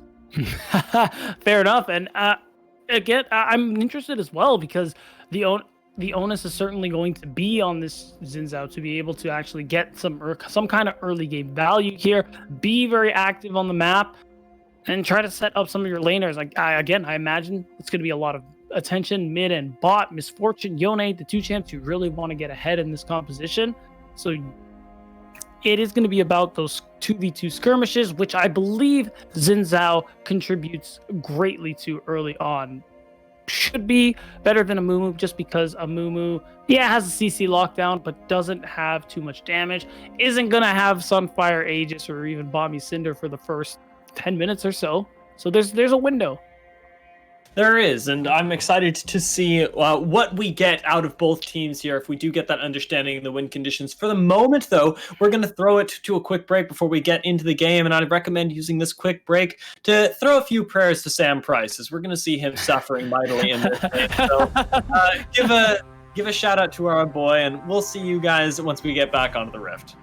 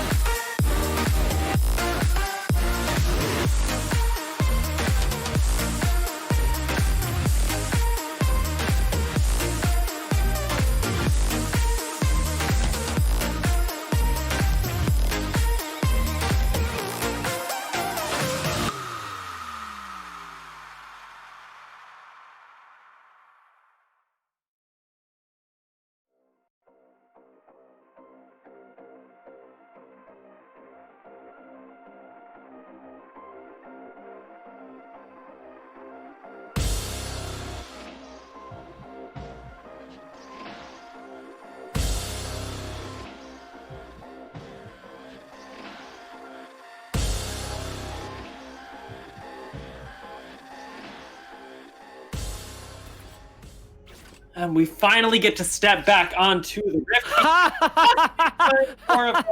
This is my favorite time of the broadcast here, Beatdown. Actually demolished by Riot Games. Oh my god. We're gonna get a chance to maybe even catch up to live here. We'll see. Yeah, we're all the way caught up. So let's take a moment, Beatdown. We're here for the moment. Let's talk about what we see. I see a pause screen. Yeah, I see a pause screen. I see an Ignite on Void Ruler is a big thing for me. Yeah, that tells me Void Ruler is looking for blood. And yeah, he's not interested in making any cross-map plays. It's simply he wants to demolish Vertex and kind of ruin his lane. And I respect the attitude, but as someone who really doesn't like Yone, I'm on the other side of that as well, Might be a little bit of a trying game for you. We'll see, because they're going to try and make that Yone a center point of the game if Rig Difflus get their way as we cross that 43, 44, 45 second mark. We do just see the vision being dropped on the blue side. This was actually a big part of last game as well, getting that early vision on where a move starts. That early information is always going to be perfect. You certainly don't want to throw your chances away and get double crabbed like we unfortunately saw in game 1. So, although I don't imagine that's going to affect where junglers start for the most part. Xin Zhao, of course, starting on the red buff, and Mumu also doing the same thing. So, they are going to start on opposite ends of the map. I imagine they won't meet each other for that scuttle crab. They're just going to pass like ships in the night, but it's after that, once we're getting close to that first dragon, I'm very much expecting a lot of action from both of these junglers. Yeah, I mean, I think we could see something from Rowley if he wants to try and go for the invade, because this is an early dueling jungler. You've got to imagine that he wants to take as big of a chunk out of Agony early on as he can, just finishing off their red buffs now, but it's going to be determined later on here. We'll give it a little bit of a shot. It's only 1 minute into the game. I'm getting overexcited. It's okay. I'm pretty hyped to see this too here. Overall, I imagine we're not going to see a lot of action until these junglers get involved outside of top lane. Myopia with that range advantage onto Sam Price, who is playing Poppy. It is going to be a little rough. Well, early on, not so much, but as those levels come through, as those abilities come through, that Swain gets, as I like to call, terrible. Yeah, it is very scary up in this top side. Gathering souls all the while as well into melee champions is a lot easier, and it's going to make him tanky on the level of this Poppy if he's able to collect them for free. Poppy already burning through 2 of the charges of the Corrupting Pot. Yeah, and Myopia hasn't used a single potion, which is already a little bit of an early indicator on how it's really going to go. Just so much poke coming from the Swain, but overall, actually, Void Ruler already applying a lot of pressure towards Vertex as well, pushing in. We actually have Rowley going to invade the blue buff. This is timed. I don't know if they have the ward up just yet, but we're going to cut over to it rather shortly, I assume. Amumu forced to walk away from the blue buff here. You can see it in just a moment. They're dancing around. They're calling even over Vertex as well. Smite does come in, and it's going to be Raleigh stealing away the blue here. Doesn't want to overchase into the jungle. This is a nice early advantage. That's right. Unfortunately, Agony does lose a buff. Is going to end up being behind as he loses Scuttle. Him going for the Grump means Raleigh could potentially go to double crab him as well, as he is going to have an easy time walking through that mid lane. Top side is already cleared, so you got to imagine that is going to be his next goal. But, hold on a second. Okay, Travis go down here. Very nicely done to get the burst in. Kitty Lexa, though, with a snipe. The last auto does manage to trade it back. Now might fall to the hands of Omari here. Has the backup of Rowley here. Flash forward. I think this is going to be a kill. Going to pocket now. We're 4 minutes in. Can he get this extra 300 gold? The potion is ticking. I think we're going to get Omari walking away. Omari is going to trade the flash, though, for Kitty Lexa's and Raleigh's flash. So living there is actually very huge. Means Raleigh doesn't end up getting the kill, commits that flash for nothing. We'll still get the second crab, but hopefully they can try and play around that and punish the Xin Zhao if he overextends. But now that is going to be the second Scuttle Crab. They do get that vision in the bot side. And now I imagine we're going to see some plays bot side so that one of these teams can get that advantage going towards this first dragon. Void Ruler, though, pretty winning his lane pretty hard at the moment. Should be able to also assist in this scenario as well. So this bodes really well for Omari's, for Rig Diff Lose, excuse me. Yeah, should they choose to make something of this? Because Void Rule is really running his lane right now. We can already see it. A lot of damage onto Vertex here. For a melee champion into Corki, this is pretty unexpected. You would normally think so, but the thing with Yone is so much. He has so much mobility on the E, on the third Q. It isn't too hard if you do get knocked up for him to get a nice combo off on you, and suddenly all your health is gone. Whereas for Corki, you can dodge a lot of it. You can avoid a lot of his abilities by standing in the minion wave. So I understand it's range into melee, but Yone is not your average melee champ. Let's just say that. You know who is your average melee champ? It's definitely Rowley. He's getting kited out left hand, right here. Travis gets chased under tower, but the stun comes in. Rowley over chasing a little bit too much. That teleport being canceled is really big, but it still might not be enough for Best Plunger. Sam Price is feeling the cost of canceling that teleport into the level 6 Swain. Myopia gets a kill, and it's 3-1 on the scoreboard. Sam Price does trade his life for it, but that may have been... Honestly, that does end up working out in some way. If that TP comes through, Myopia uses the Demonic Ascension in the bottom lane, and you gotta imagine that's the end of Best Plunger and Kitty Lexa. That's gonna be a free dragon as well. Sam Price does come back with the Bomby Cinder, has the TP to come back in the lane, so it is the best case scenario. Thoughts on a Mumu as well. Agony could be in a little bit of trouble here, only level 5. Raleigh as well is here on the assist, but the slows just aren't enough. Sam Price gonna get rooted up. Agony forced to flash here. Void Ruler taking a little bit of a trade in this mid lane as well. Just keeping Vertex where he belongs. That's right. In the pretty much under his tower, anywhere else is illegal territory. So decrees Void Ruler, and already with the extra bit of damage there, coming back with the double longsword, the dagger. This Yone is slowly but surely starting to come online. Interestingly enough, though, no one's made a play for the dragon just yet, as no one's been able to actually get a definitive play go in their favor on that mid or bot side of the map. I'm surprised, though, that we aren't trying to make plays mid into this Vertex here on the Corki, because Void Ruler is just getting a lot of free damage as it is still hard winning this lane, and now that he's level 6, as long as one of those knockups lands, there's dive potential. Yeah, Omari paying a little bit of attention, does get over the wall using the Hex Flash here completely unspotted, but decides to return into the river there. It does get spotted on a ward. We can see the attention being paid to mid lane. They don't want Vertex to suffer too much, down 10 CS right now, and it's a small advantage compared to the 2 kills that have gone over to Omari's Smurf Hunters, but it's not something you want to let slide either. The kills are on Omari, so it's not as big of a deal, but hold on a second. Kitty Lexa? Never mind, Omari is... yeah, goodbye. I thought Omari was going to kill steal that one just to continue the trend there.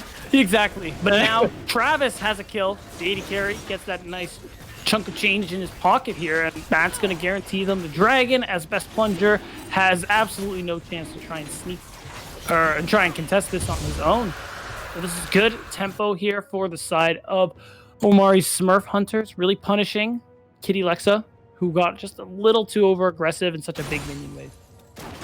And you know what? You've lost the first dragon as Xin Zhao. I can't say that I'm excited here. Yeah. For the rest of the game for Rally. This seems like it's going to be a lot of pain and suffering here, especially building the Sheen right now. I'm not sure what he's going for. He goes for the Trinity Force, and it's not some dark tech late game skill. It's 1v9. You know, Divine Sunder, maybe. It's got to be Divine Sunder. I just don't see it. Vertex as well, looking to pick up his first advantage in this top side. Package. Searching for Sam Price. Flash comes out of the Poppy here. That's going to be flash for flash in this top side. Which is not... I mean, you're really happy about that one. If you're rigged to lose, especially Sam Price, you don't lose anything for it. You still get to stay in lane and farm this sweet minion wave that's coming to your side here. And at the end, Vertex doesn't really get anything off of that roam. Luckily, he's not going to lose too much either. So it just ends up being rather neutral, as there are no more objectives to fight for. But Kitty Lexa could potentially be looking for the roam, but decides against it. Hey, yeah, and it's part of playing into that low sort of area of the game that we're in right now, where neither team feels like they have something to gain by making stuff happen. Omari's Smurf Hunters, they're all ready for success. What are you seeing here? He just walks up from Agony's Chicken, so I thought he was gonna like go in on him, but he just decides against it. There we go. A little worried, a little clenching, you know? Yeah, little stressed out, as Travis should be stressed out as well. The bullet time does do a lot of work here, but I'm not sure if he's going to be able to break that lantern in time. That's a lot of CC layering. Travis, another kill. That's what I like to call hands off the keyboard stun. Best Plunger no longer allowed to interact with League of Legends and is sent back to the fountain post haste. Sam Price, though, might suffer the same fate. However, is trying to stay alive so that Raleigh can come and make the play. It is the area that Tri-Brush is warded, though. So it looks like he gets out. It really does.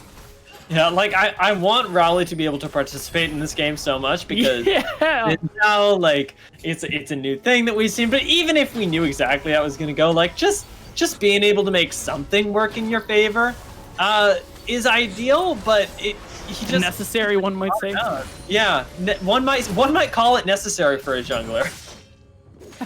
Yeah, as a jungler player can confirm, participation is, I dare say, mandatory here. Speaking of, Raleigh, nope, walked over a pink, doesn't get to participate mid lane either. And then this is just the scenario here. Either Raleigh's laners are pushed to tower and Zinzao doesn't have the best dive, or there's a lot of vision from his losing lane, so he can't actually make any plays happen here. He's kind of in a bind. I can't believe Void Ruler got that knockup, actually. That's knowing your range, and that's, I'll be honest, that's a little bit of BS. I'll tell you what, Smack says that Yone is the best champ in League of Legends, and he's not joking. He's right in saying so. He's very good. It certainly do so much. Right, and you know what? If you got the best champ in League of Legends on your team, even if your junglers maybe struggling a little bit, there is a world in which a mid-game skirmish can go your way. The problem is the team is what Omari's Smurf Hunters are looking for, and if they get that, I don't know if Yone is going to make that difference. It's going to be hard because there's a decent amount of CC to shut Void Ruler down. And it's tough when your jungler is a little behind like that. They can still, like, let's say you have the Amumu on. Let's say Raleigh's playing Amumu. Yeah, you fall a little behind in farm, maybe a level or two. But you know what? You could still be that CC bot for your team, for your laners who might be doing very well, for instance. Just for an example. And in those scenarios, it's not so bad that you aren't participating as much as you'd like to, because you're still going to have a function, purpose later on. But speaking of purpose, Best Plunger is going to need to have a purpose later as well. It's got to be more than flashing away and absorbing that CC from Omari. And right now it's looking like he's just got that, especially 24 seconds before Drake spawns. This is bad news bears. It sure is. You suddenly have no pressure bot side. Raleigh is on the other end of the map with about 10 seconds left of the dragon coming up. But it just feels like they're conceding it. Like, he has to know that there are timers in the game. But instead, he wants to try and shut down Myopia here, who doesn't actually have a bounty, but he just wants to stop him from playing League of Legends. I think Myopia is opting into this fight, honestly. It might not be the right call, but he buys enough space there. And the clutch package from Corki saves his life, gets Myopia a kill, and a double kill goes over to Vertex here. It does get traded back, unfortunately, but beautifully done in this top side. And that is clutch, and now Myopia is just going to walk away with that one. Oh, they got him. I was sure that was a dead thresh there. Flash forward there. You've got the minion blocked the bandage toss after the stopwatch. Oi.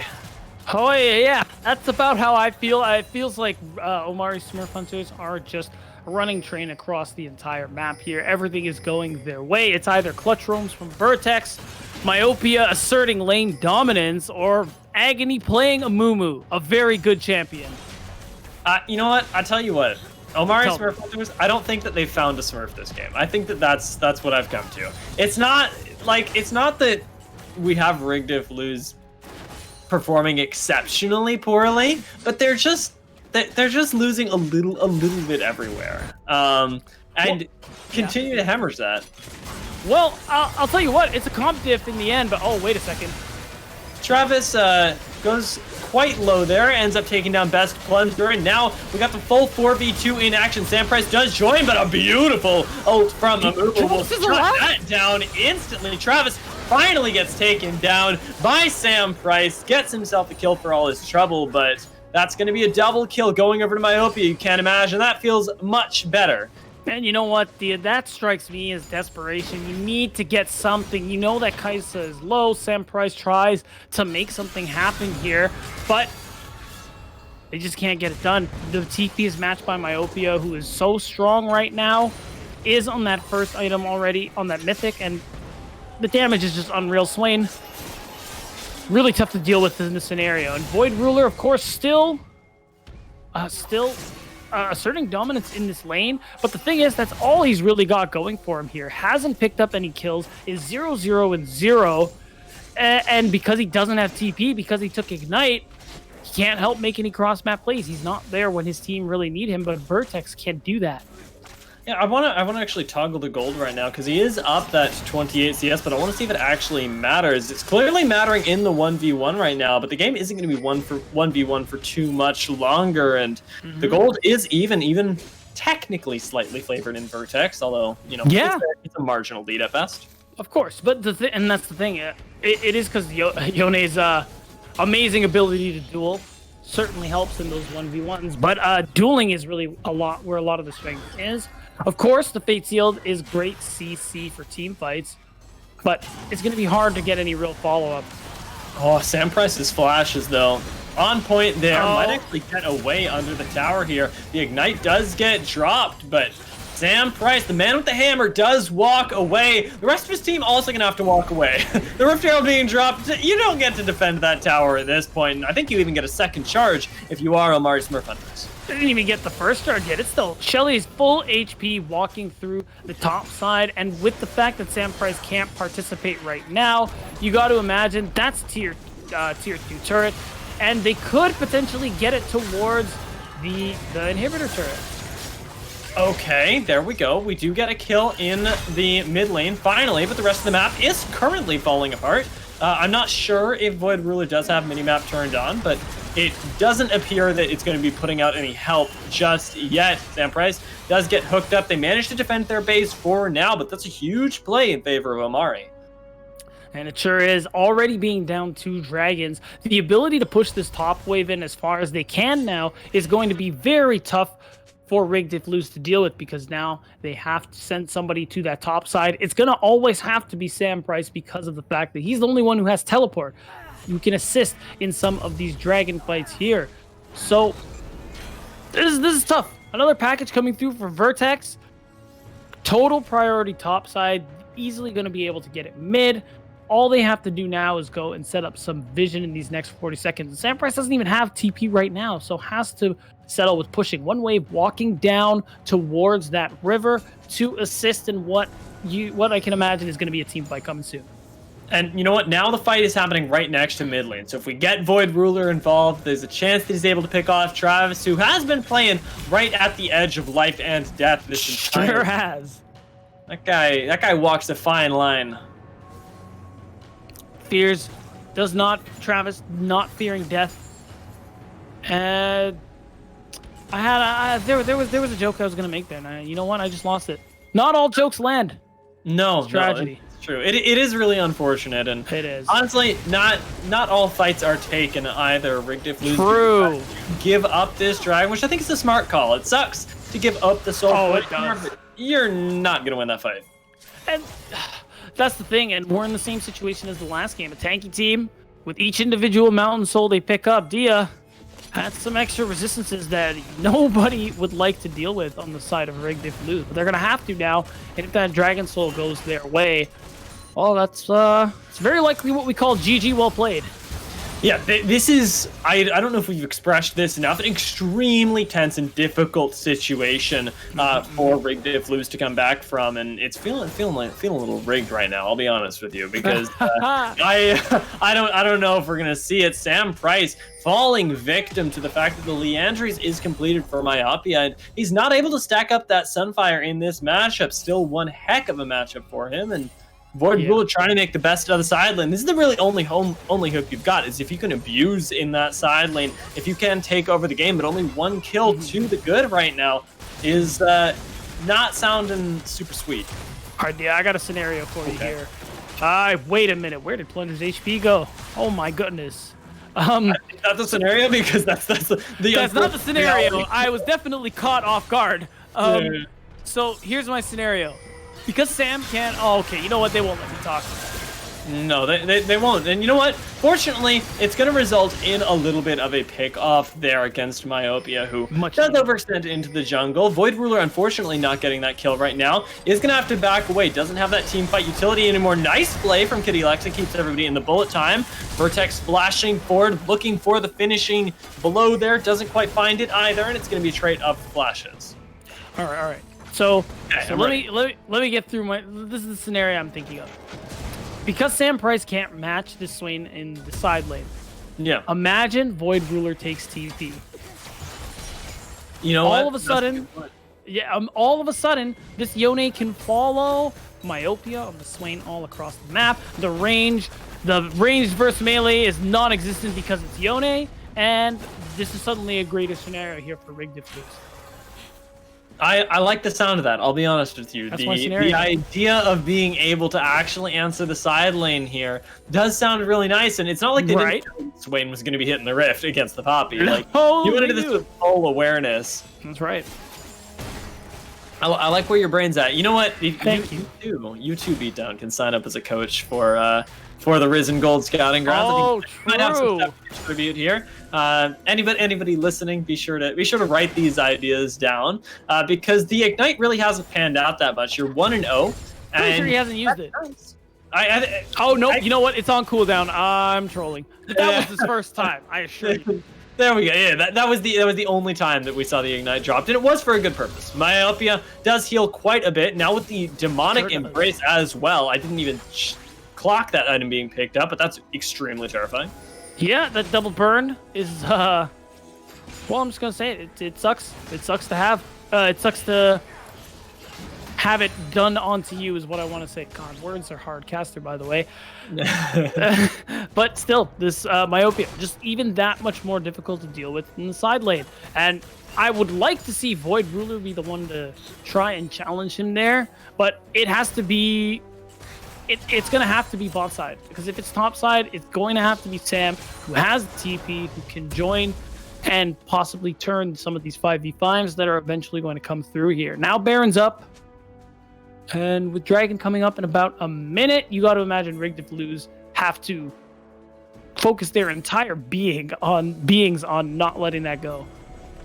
And it's going to be very difficult for them. We'll see shift in the night that you talked about early game really coming out late game. The Bush Camp doesn't quite see the expedition for vision here.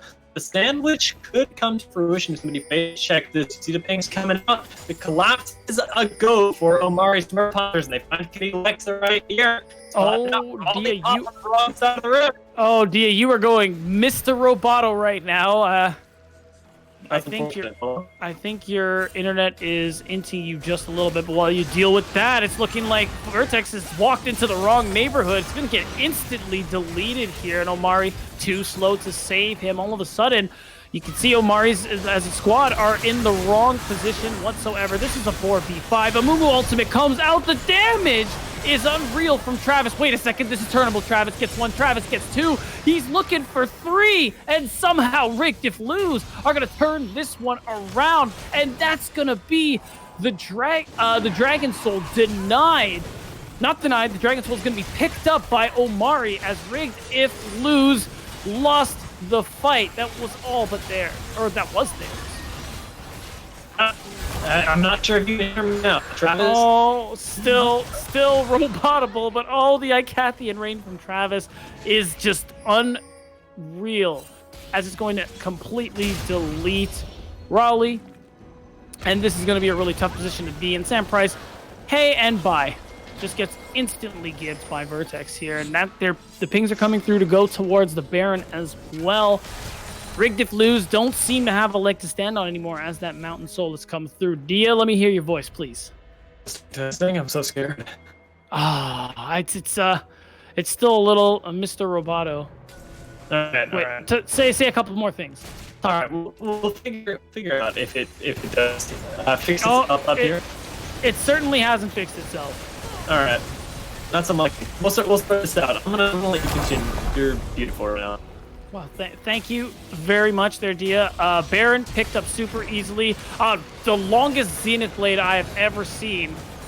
Undone only by the fact that Dark Passage is a great ability. Kitty Lexa for the save, making this not as bad as it could have been. But Baron is up. Dragon Soul is online for the side of Omari Smurf Hunters. And now they're just clearing the jungle that so rightfully so belongs to them.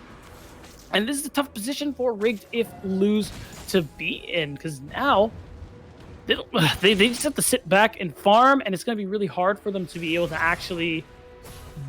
they're going to have to actually just sit in one lane, try to wave clear, push out waves as much as they can while Omaris are on reset.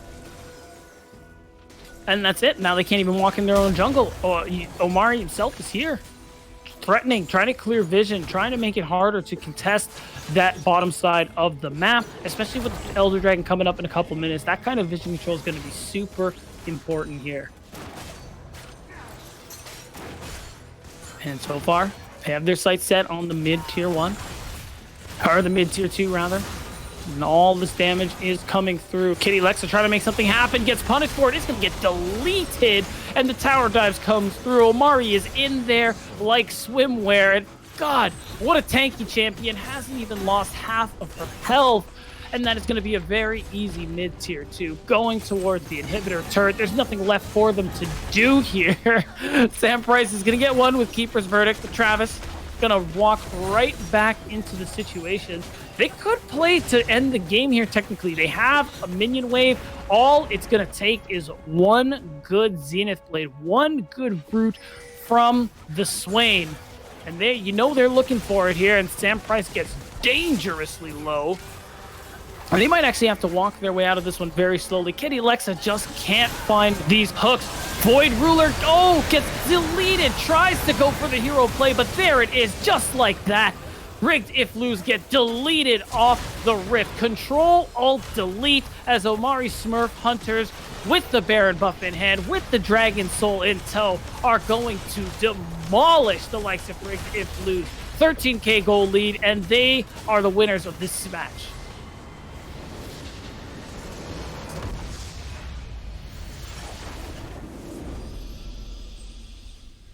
Yeah, and very much like the game we did just previously here, this is more what you expect from these sorts of compositions. You have someone like Amumu, you have someone like Leona. It's much easier for you to... These are great team fighting champions. So much CC setup, so much hard engage, and ability to layer CC. It made it so easy for the likes of Travis to be able to get a lot of damage off. That aside, though, that is going to be our second game of the day done. We're going to throw it to a short break as we get set up for game number 3, so don't go anywhere. Our last match of the day is coming right up.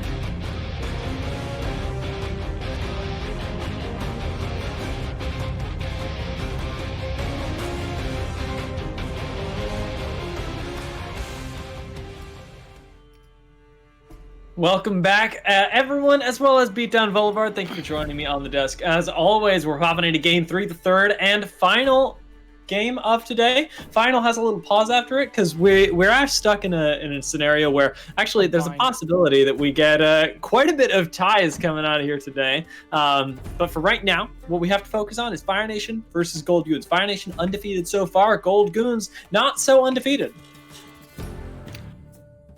That's right, and we kind of saw a little bit of that during the game one, I guess, scenario, if you will. Drafted a great composition, and unfortunately weren't able to execute on it correctly here. Now as we're going into this game's draft, I imagine philosophically they wouldn't want to draft any different. Really, the thing you need to improve upon is just how you actually perform when you're on the Rift, when you're actually playing out these compositions, understanding your win cons, trying to play through them. We're already seeing the first pick being that Amumu once again, so I do imagine we are gonna go down the same road.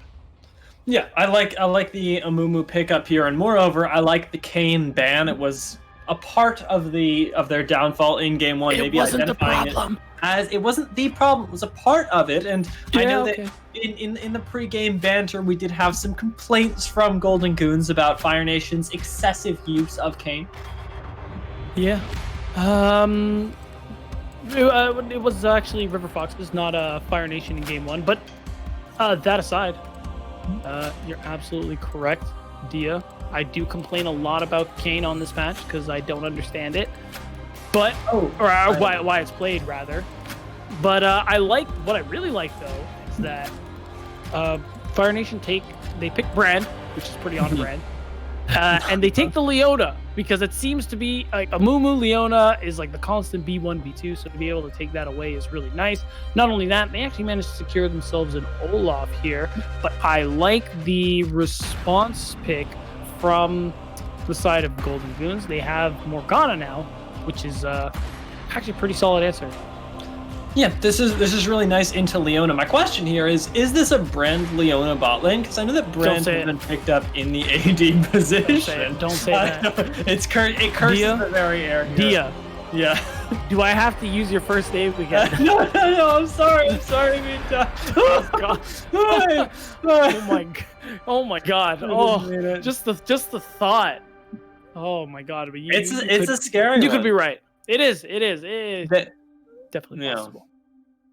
And you know what? Well, it'll remain to be seen. For right now, at least, the threat of that is pretty nice. This is a flex pick that has come up this season that I like the use of in a new sort of scenario.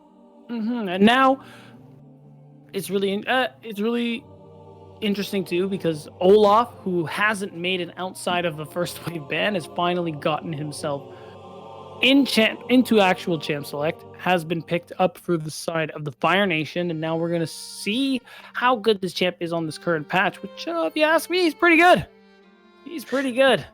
It is nice. I don't feel like, and correct me if I'm wrong, Beatdown, because I know you're an actual jungle player. I don't feel like he falls off nearly as hard this season. No, definitely not. It's with just because of the new itemization, it definitely keeps him stronger for later parts of the game, because some of these mythic items are really great. I'm trying to remember what mythic item Olaf actually builds. Is it Gore Drinker?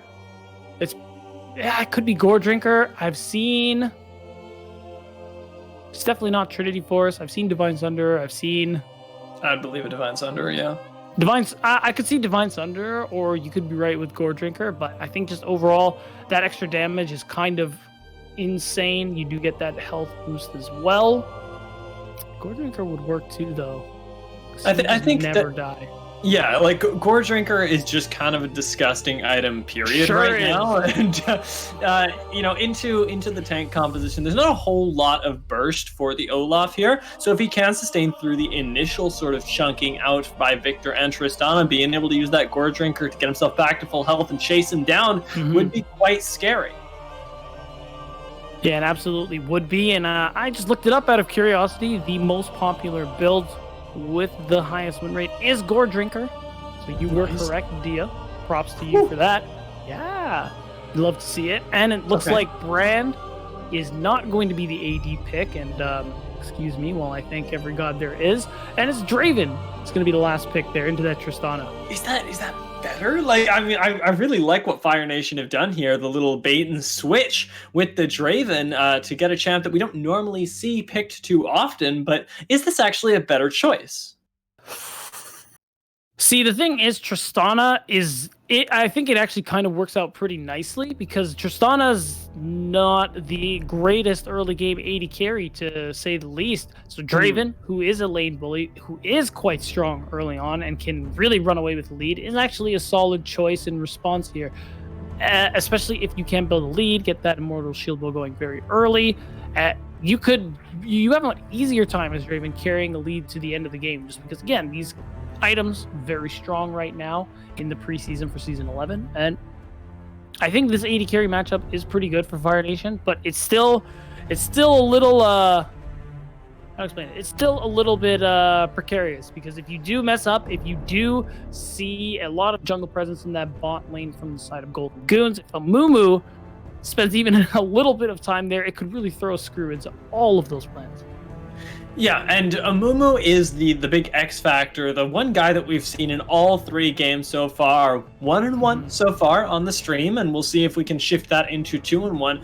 Given how strong the champion is right now, still provides a lot of team fight utility, but this time, as opposed to in game 1, we do have the hard engage to answer back, now that we have a Malphite Leona.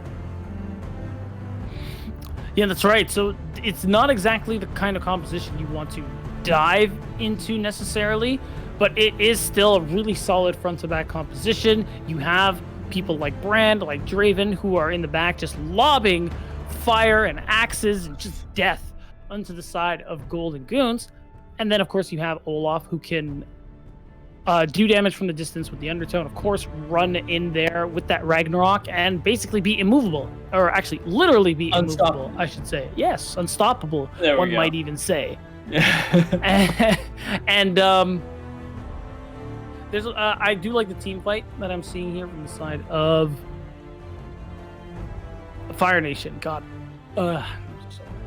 you know, they have the brand. They have the brand. That's what matters. That's how I'm characterizing them for right now. It's the brand that is super on point there for them. Would you say on brand? I really like that pun. You made it. It's so beautiful. It's very nice. Thank you. So I would go ahead. No, I was gonna say that one thing I think too is I like Golden Goons composition as well. You have Maokai, Amumu, still a solid front lane as well. A lot of hard engage, especially with that Maokai ultimate. So as long as this Tristana can get out of that laning phase relatively unscathed, I feel like this team comp will have a good time. Yeah, and as opposed to last time, there is no Echo or Mordekai's that can really opt into that side lane. These are both team fight compositions. That's what they're built for. We're going to see side lanes paid attention to, I assume, as long as the coaching staff have been on point with what those mean. But the actual game itself is going to be played out around these objectives when these 5v5s are forced. Yeah, and it is going to be really interesting here. The thing that favors Fire Nation, in my opinion, is they're really going to have to keep track of that, or rather, not they will have to keep track of, but they have a really good ultimate that the Golden Goons are going to have to keep track of. It's the Ragnarok. You really have to be careful of this Olaf, because he can very easily run down your backline with that ultimate. So the thing that's going to be really tough for them to deal with is they need to be really careful with how they're positioned, because their CC ultimates in a lot of scenarios aren't going to get them out of trouble in those kinds of scenarios. Like you don't really have a way to disengage when he's running you down, so you have to be really careful with your vision. You have to be really careful about where this Olaf actually is, otherwise he will demolish you. And one of the things that I actually hadn't thought about until right now is the fact that Hefty Hedgehog is going to be able to provide a lot of lockdown, but when Olaf is able to perhaps even zone off your backline while the Amumu ult comes down, it's not going to do nearly as much. There are so many carry threats, or rather carry killers on the side of Fire Nation, that Golden Goons are going to have to be using that Amumu ult exactly at the perfect time, because if they use it too early, it goes to waste. Yeah, absolutely. It's going to be a lot of trying to find picks and trying to minimize the value of this Olaf in these skirmishes, because he's going to be able to do, once that Gordrick comes through, there's a lot of damage, a lot of sustain. So there needs to be a lot of focus in just trying to burst this jungler so that, or find a way to be able to disengage. Some of these champs do have the ability to do so. Of course, you have Tristana, who can jump away. Everybody else is going to have to depend on Flash, unfortunately. And unless they want to play a rousing game of Flash or die, I think positioning is going to be super important. Yeah, you like that? I hope we get some of those games on the Rift today, but we're certainly going to get an exciting game of League of Legends here. The 5v5s will abound. We'll find out exactly who walks away with the victory here after we get into game on the Rift. I want to see who you think will win this game in chat. It's our final game of today for the Gold Sky and Grounds, and it will determine who moves on to playoffs. So let us know, and we'll catch you right back on Summoners Rift.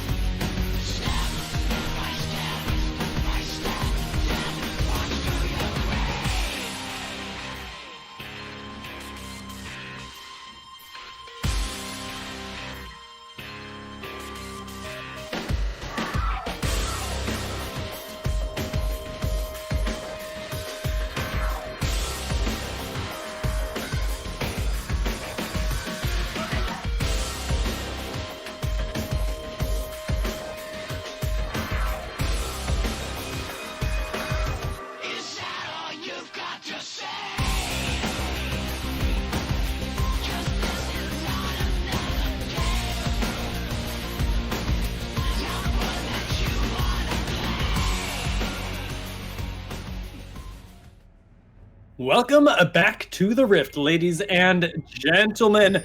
I am excited to be here for the last game of the night. It is Fire Nation, the undefeated team, versus Golden Goons, the 1-1 team, and there are a lot of things that could result from this. Either way, I know that we're going to be getting a bloody game here, as the 5v5s will abound.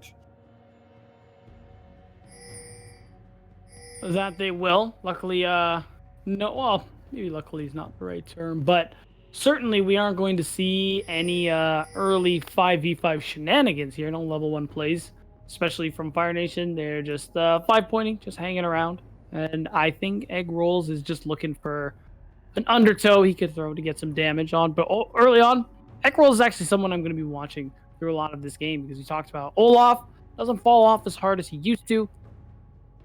Is certainly played and just picked and banned a lot more often these days. He's the one who's going to be making a big difference for this team, because he's the one, of course, that can combat all the CC on the side of Golden Goons.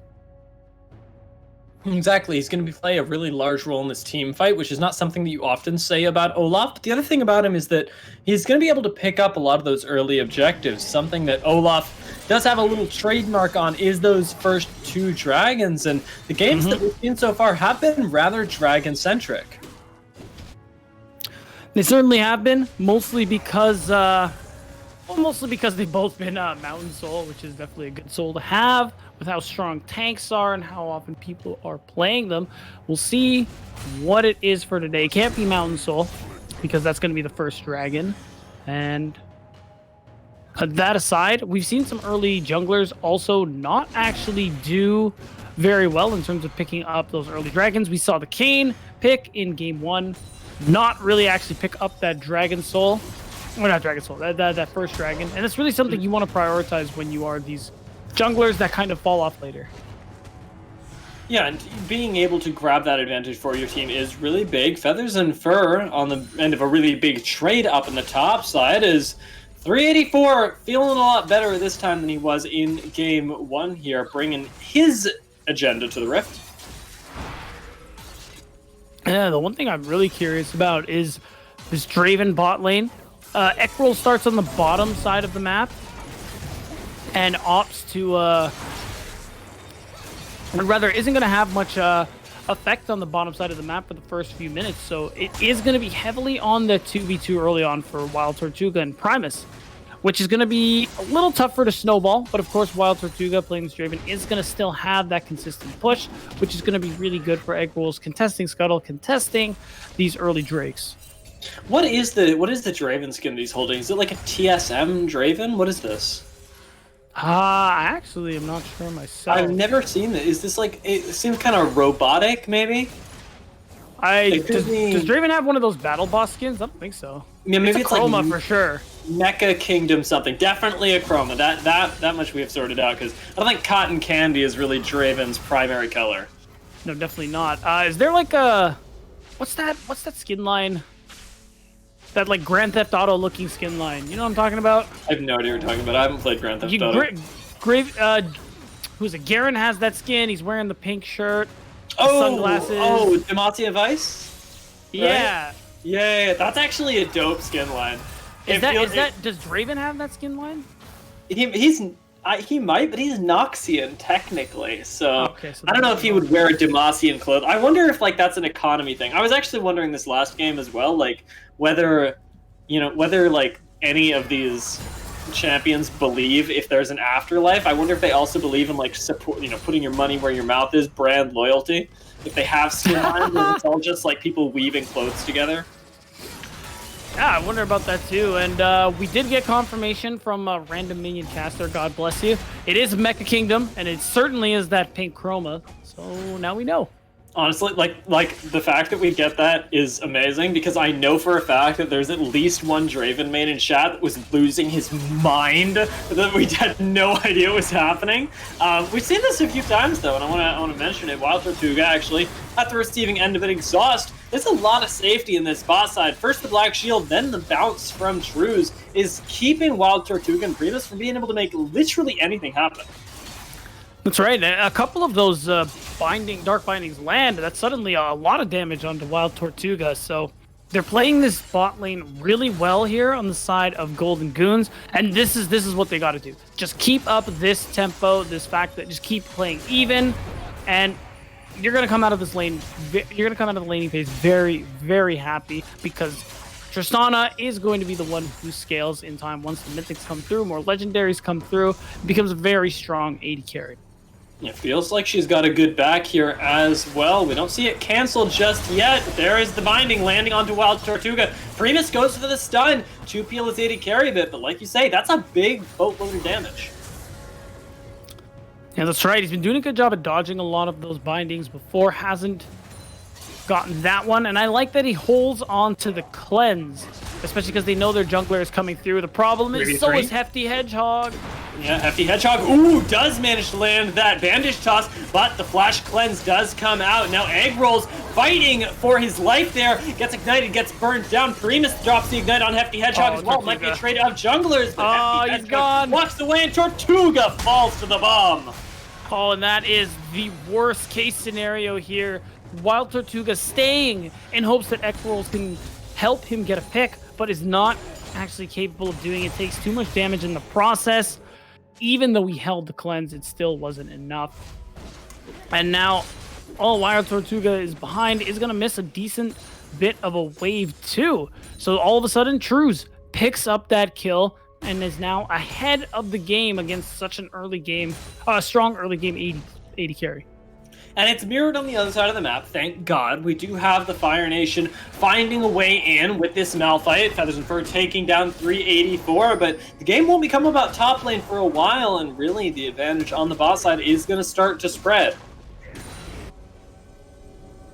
And it's all going to be about how Egg Roll is going to play this one. I'm surprised they don't try and convert that into an early dragon. Instead, they're just going to pick up that Scuttle Crab, set up a little vision, and then just be done with it. Now, though, Egg Rolls and Primus are going to be the ones to do a little bit of invading, set up some deep vision, and they actually should be able to try and make a play for that dragon. Oh my god, they are all going for Trues. Oh, he's dead. Trues is so dead. He has to be, right? He doesn't get the bounce just yet. Gets rooted up one too many times. Yeah. Trues, the final auto doesn't quite follow him from Wild Tortuga. Instead, it is Egg Rolls that picks up that kill, and the response finally comes in. That was a lot committed.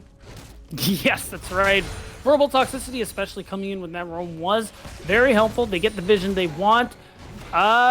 Verbal Toxicity does lose a couple of minions in the process, though, so does fall behind a bit in experience, but overall, you get an assist. You help your bot lane out massively, and you pick up that first dragon for yourself. So I think that's a win. I think that's still a win all across the board for Fire Nation. On the other hand, you can see there's going to be a play for that Rift Herald and Verbal Toxicity TP stop. Wait, why is there a teleport? Wait, there, I understand why there's a teleport. 384. Oh, doesn't quite burn down. Wait, it's still burning. It's still burning. Okay, hot man. Holy Lord. Okay, what's more Chad? I have to know. Verbal Toxicity flashing for that play, or the fact that 384 did not use his flash. He's like, nope. Oh my god, 384? Oh my god, balls of steel, this guy. That's a clip for Flash or Die. That actually is a clip for Flash or Die. I'm gonna take this clip. He doesn't flash, he doesn't die. Instead, Verbal Toxicity loses out double summoners in that top side. Unfortunate. Now is a little bit exposed in this middle lane as well. Could potentially see a gank as a response. Verbal Toxicity is not really concerned about any of that. He's still happy to walk up, dish out some damage, because he knows his jungler is nearby in case things get a little bit hairy here. But now the Rift Herald is still in Hefty Hedgehog's possession, so you gotta imagine he's gonna try and make a play somewhere. I would say bot, to try and drop that Rift Herald so you can get more gold in Trues' pocket. This Tristana, the one that really needs gold the most, if you look across the board. And has it at the moment. Verbal Toxicity, we remember, he does not have flash, and so he's walked a little bit too far forward. Yep. Gets taken down. I don't know why Hefty Hedgehog took that one. It was very clear he was going to die, but you know what? We get a little bit of gold injected nonetheless. Yes, this gold is still definitely nice. He gets the same amount of Victor Bucks for his Hex Core, whether it's a kill or assist. So it could, you're still happy with that scenario. Verbal Toxicity rightfully getting punished for that overextension there, having no sums. He's going to lose a nice bit of CS and a nice bit of minions because of that punish. And overall, we have the two wet noodles slapping each other up in the top lane here, and I think 384 is the wet noodle that will win. Nope. Wow, I'm actually really surprised. That is Invert choosing to invest the flash over the ultimate there. Yes, I'm going to agree with you there. Unstoppable Force is certainly going to come back far sooner than the flash, but maybe the logic in his head is, you know what? And next time I can use my ult to get away if I need to, so that's true. It's fine. I suppose so. Maybe wants to make a play elsewhere on the map as well. Egg Rolls is taking care of that one for now, though.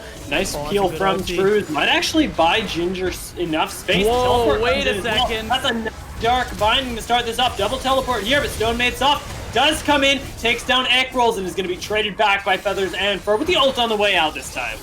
Yes, and I gotta say, I like that play. Overall, they did manage to punish Egg Rolls with that TP and absolutely just dismantle him in the process, regardless of the Ragnarok. Hold on a second. Ooh, that flash from Prima just brings the fight straight onto Wild Tortuga's face here. Doesn't want to go down and is burning at the moment. 1 HP eventually falls there, does the Tortuga. Now Feathers and Fur all alone here. In the meantime, Verbal Toxicity has been having some free time elsewhere, but the fight in bot side not quite going in the favor of Fire Nation.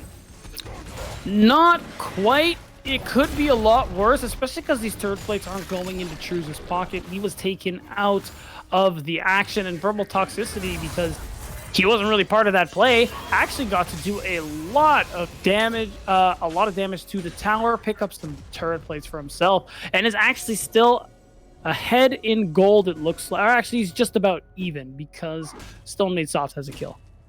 That kill is pesky. I hate when as a mid laner, or as a person, I guess, in general, who enjoys farming. You know, I like sitting there, I like getting my CS, I like getting my Dark Harvest stacked, huh? But, you know,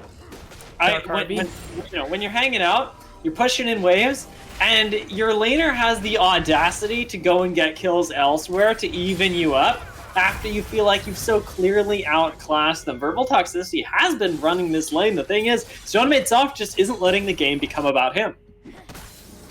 Well, India, in that scenario, you got to do what every player in gold does. Blame their teammates for giving away kills. Clearly, that seems to be the only answer here. Now, the answer that the Fire Nation have found, on the other hand, is that they're going to keep Wild Tortuga in that bot lane, and while Golden Goons have rotated their bot lane to the mid lane because they want to force priority in that mid lane and walk over to take that dragon. They lost the first one. They certainly are not interested in losing another here, and they do have the position needed to take it. Wild Tortuga feeling himself is going to take a fight in this bot side. Verbal Toxicity doesn't have the ultimate just yet. And Wild Tortuga not looking like he's got his life for too much longer. Cannot take that 1v1 at the moment. Bandage toss will land. Verbal Toxicity gets killed ultimately. And you're right, Golden Goons not giving up that second dragon here. No, and unfortunately, Wild Tortuga doesn't win that 1v1, and these deaths are really starting to add up here. Isn't able to farm, pick up that experience, and we're almost at that point where that early game power from Draven is no longer really an issue. Although Wild Tortuga is going to come back to lane with the Eclipse, which is going to be pretty useful, it's going to be tough to really keep this Draven up to pace and try to get him ahead, as now Truce, which I imagine is sitting on a little chunk of gold. No, not quite. Rushes the tier 2 shoes. Will be on his way to getting what I think is an Immortal Shield Bow. And that's going to feel a lot better as the game goes on as well. 1-3 building lethality isn't super great on an AD carry. Lethality, a very nice stat for them now with Eclipse, but not nearly as good as something a little bit more scale-worthy that Truce is going to be building.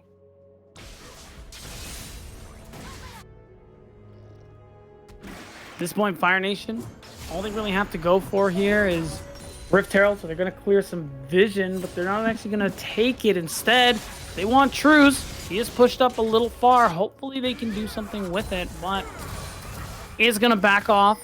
Must have sensed a disturbance in the force, as he just knew there wasn't a ward.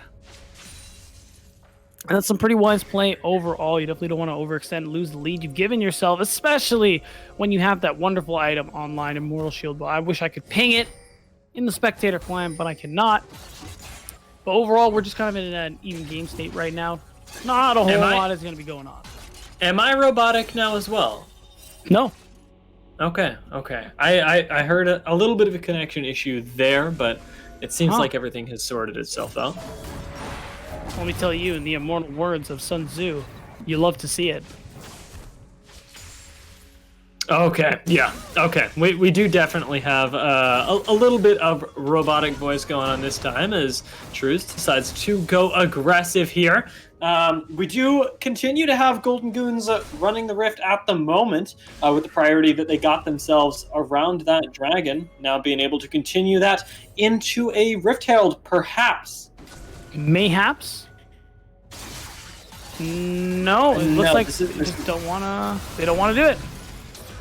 Oh, it doesn't look like it. Hefty Hedgehog though does want to find a fight here, running him down in the mid lane. 3 get rooted, but it's trades of cooldowns at the moment. Nobody feeling quite comfortable enough to overcommit for a fight, much like we saw last game with a lot of Xin Zhao running straight at your face. This time, a little bit more temperament for both teams is going to mean that the dance continues perhaps up until that Dragon Mark. Ragnarok, though, getting forced out is quite big, and Verbal Toxicity is the target here, getting burned down. Egg rolls flip-flopping back and forth, can't quite find a kill until Malphite gets involved as well, ends up going down. Does Hefty Hedgehog, now 384, and Ginger soon to follow. Stone Midsoft and Trues playing around here, trying to escape. It's a 3v2 at the moment. Trues not able to do the damage just yet, but that Gravity Well is going to zone everybody off. The health bars are so incredibly low for the side of Fire Nation. The flash forward here, Stone Midsoft looking for that kill, might be able to find Egg Rolls, does manage to get that kill. Verbal Toxicity with the teleport back in, trying to clean up. Wild Tortuga's going to explode, doesn't take down Primus, but Trues is cutting around the side of this fight, is going to get another reset there, the double kill, trying to make it a triple here, doesn't quite go under tower, and Stone Midsoft swoops in for the kill at the end. And the scrappiest fight you've probably ever seen slightly leans towards Golden Goons here, who, again, haven't really changed the goal state. It's just even here, but they prevent the Fire Nation from actually pulling ahead with what started off as a really good fight for them. I think so. I think so is what's going to happen out of that. I am struggling to hear you a little bit. I'm hoping that we can sort this out on the production side. But what I will assume that you have said is something along the lines of a super big brain play around this Rift Herald. Now that they have won that fight, they get to pick that up to get themselves a little bit more lane priority later on. And now the game starts to become about this dragon. Already, Vision Supremacy, Vision game being played very well by the Golden Goons there. You can see the wards dropped into Fire Nation's jungle. And once worse, Hefty Hedgehog finds no value off of that Rift Herald. Is forced to use it as it's about to time off. Actually, it's walking top lane with that dragon coming up. It might actually get a charge off onto that tower, which hey man, it could be worse. I've seen Rift Heralds do a lot less than that for sure. And now Feathers and Fur is spending a lot of time top lane, so is Stone. So is Egg Rolls for no reason. Yeah, wait a second. Yeah, I guess they just decided they aren't going to be able to do anything about the dragon. Instead, they'd rather try and get a pick onto this Victor. And I want to say they'll succeed, but that phase rush is putting in a lot of work, and it's going to take a lot more than that. Even the ult has to be invested. This is crazy, actually. The fact that Stone Midsoft has to draw 3 people all the way up the top side, you lose the dragon for that as well. That's pretty disastrous in a way, but I feel like it's already the dragon is a non-starter already for Fire Nation in this scenario. They probably don't win that 5v5. Instead, they want to try and punish Stone Midsoft. In Golden Goon's mind, the only people in top lane are the ones with TPs in case the fight goes through. So in doing so, Stone Made Soft was comfortable enough to push up, so they get him for that. But speaking of get, They've got another 3 members this time, but this time it's a 3v3, and Verbal Toxicity's ult, once again, doesn't find the bounces. 384 forced to flash over the wall here as the teleport does come in from Stone Made Soft to secure the safety of his team. Golden Goons do manage to retreat into the river. No worse for wear. Well, that's still good because Fire Nation forced out a lot of cooldowns, not only flashes, but teleports as well. So now you can have Feathers and Fur push the top lane deeper and deeper in case, and it has a TP for a play should there be one. I think in this case, though, you probably want to bottom just because the Baron is the only real thing to fight for in these next couple of minutes. But the point is, this is not a bad exchange for Fire Nation. They need to be able to do something with it, though. They need to be able to punish the fact that TPs aren't available. And literally nobody has flash right now on the side of Golden Goons. Do something with that. Yeah, the summoner spells are going to be really big right here. We're seeing Primus's flash come up really soon. Verbal Toxicity having his as well. But Primus is the one that I'm looking at because he can engage from quite far away. The rest of the team being able to walk up here, and people like Shrews and Stone Made Soft can't escape him right now.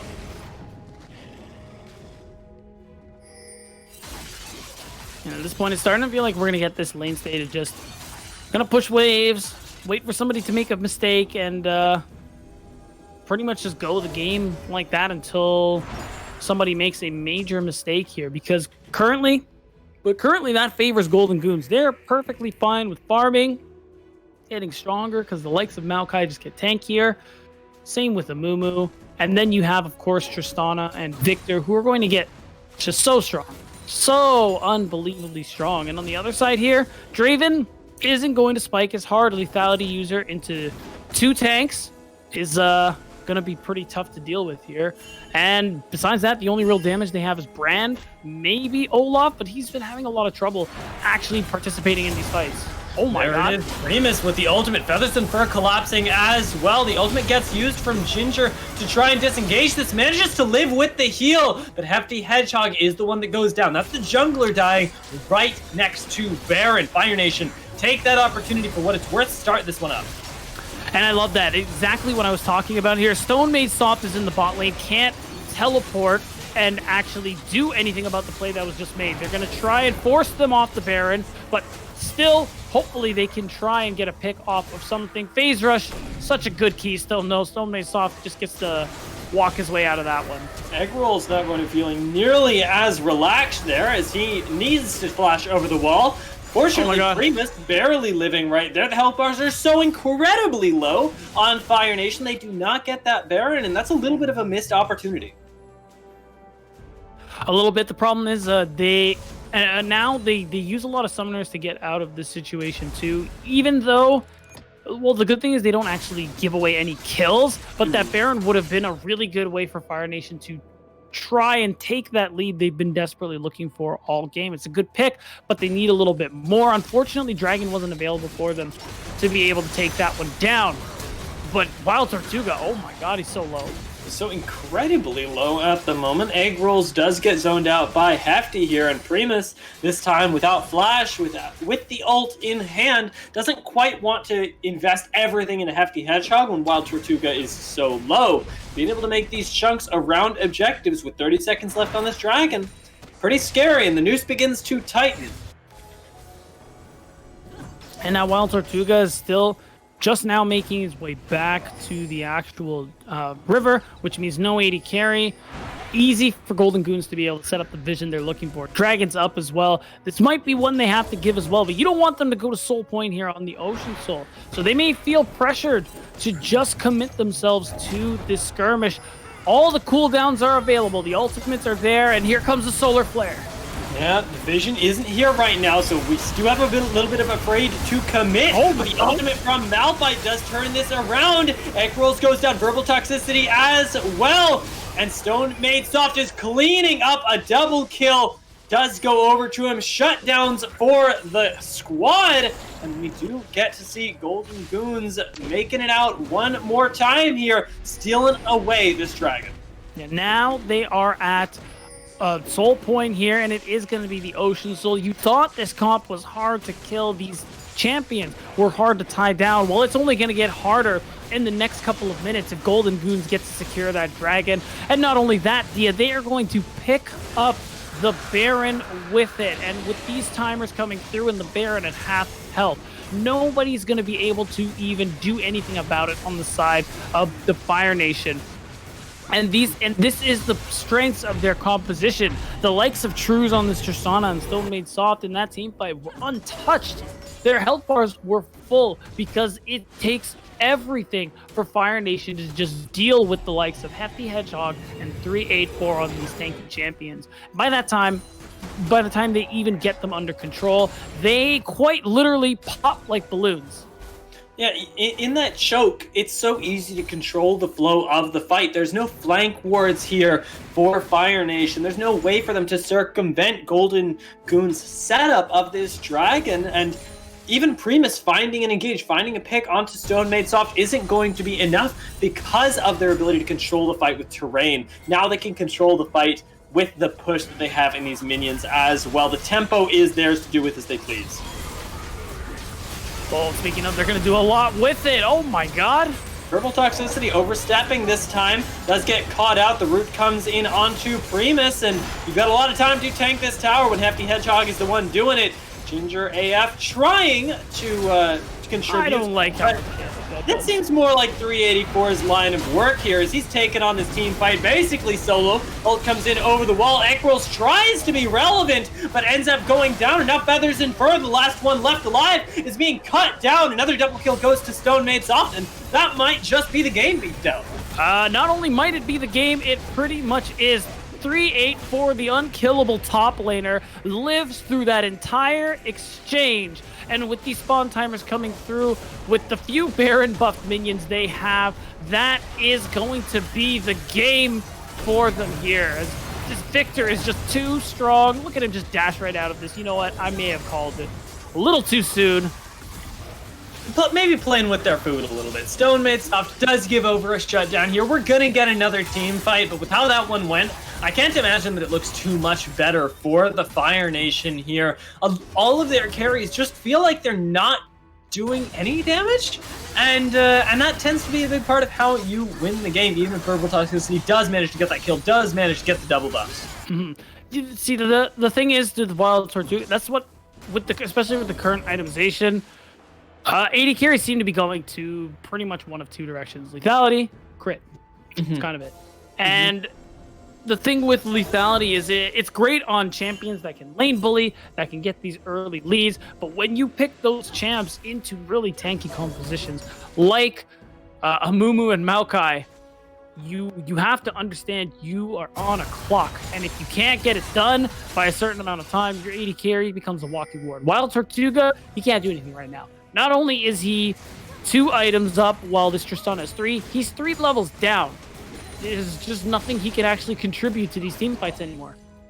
And we're going to see him try to do his best as Golden Goons know that they have the game in their pocket, are just walking down the mid lane here trying to force that last fight. There's only 1 tower remaining before the Nexus for Golden Goons, and Trues, like you mentioned, a big part of their damage right now, looking completely uncontested, even by Ekros, who's doing his best to try and collapse on this AD carry.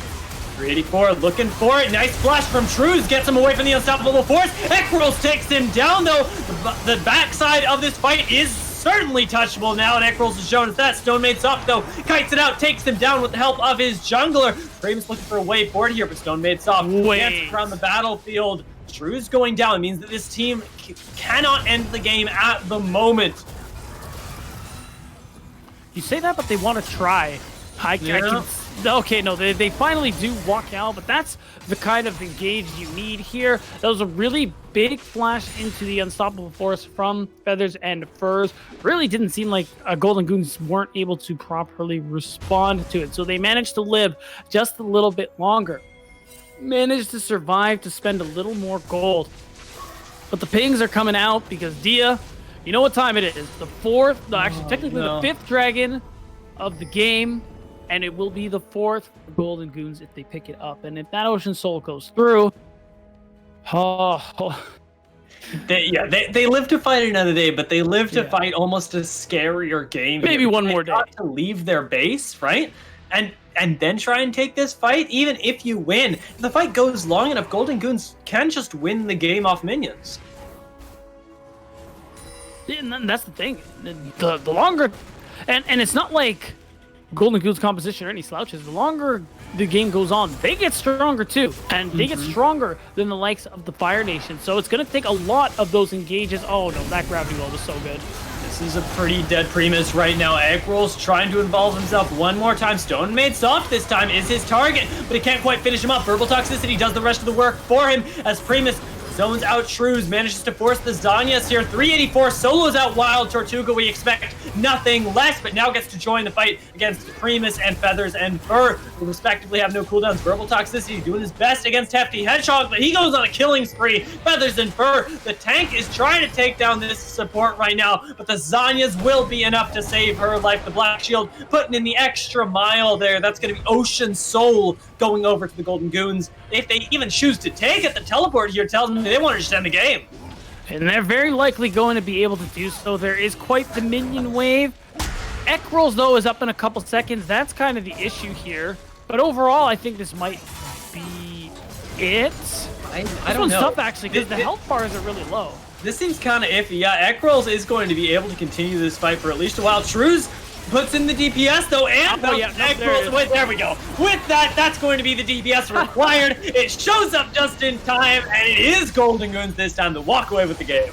Unbelievable. When I think the game's over, Golden Goons can't do it. But now that I question myself, they just absolutely run the game down. And Fire Nation, well, actually, that's not the good phrase. They run Fire Nation down as they are going to win it out here pretty convincingly, I gotta say, too, because a lot of that early game presence we needed to see from Fire Nation just wasn't there.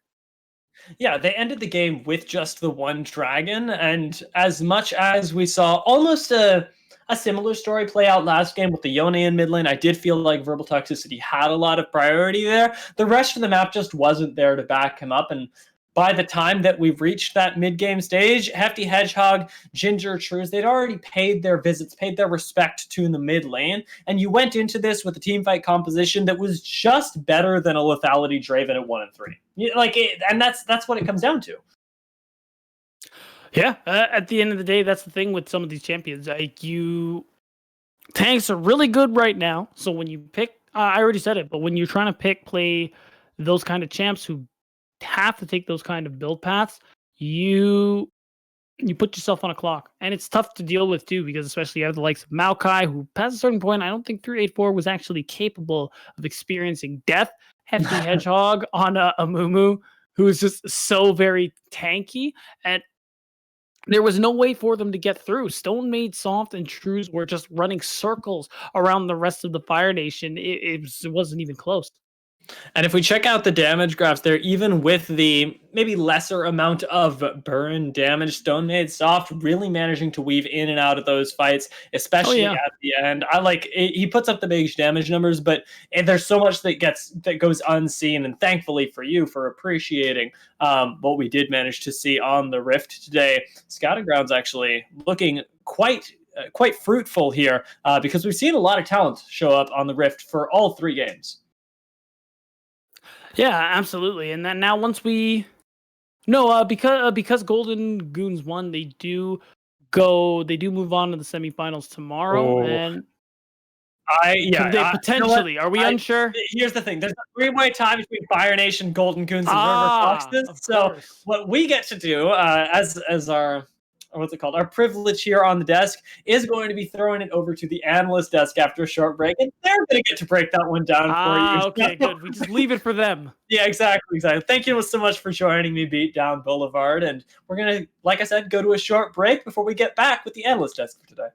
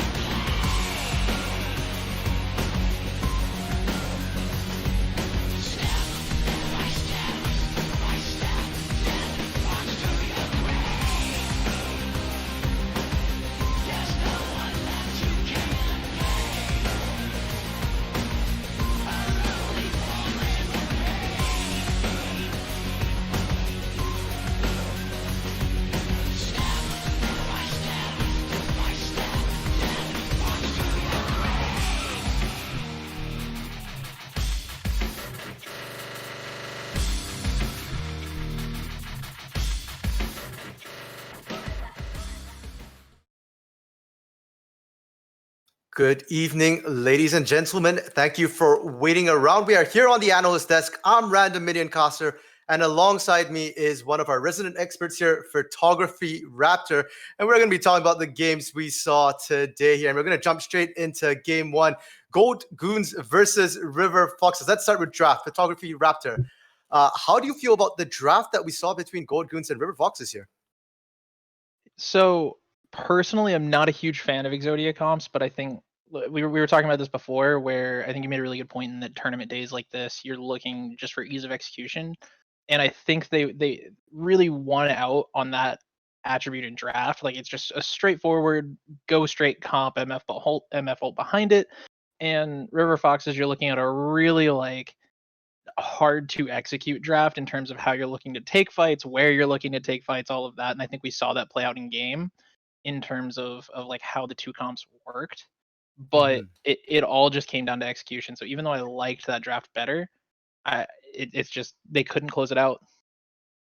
Yeah, for sure. And we saw like some really high priority picks, the Amumu Leona, being first picked in most of the games that's available. Victor being first picked by River Foxes as well, and the Kane and Beatdown Boulevard, when he was casting, he says he's not been seen that much Kane either. Now, as far as I understand, Kane's a really strong pick. And from what I understand, Raptor, you love Kane as well. So do you want to maybe talk about that? I don't love it. I just think it's the most broken champion in the game right now. I think Red Kane is so absolutely broken that I mean, it was banned the two games that it wasn't picked by Blue Side, both games, oddly enough.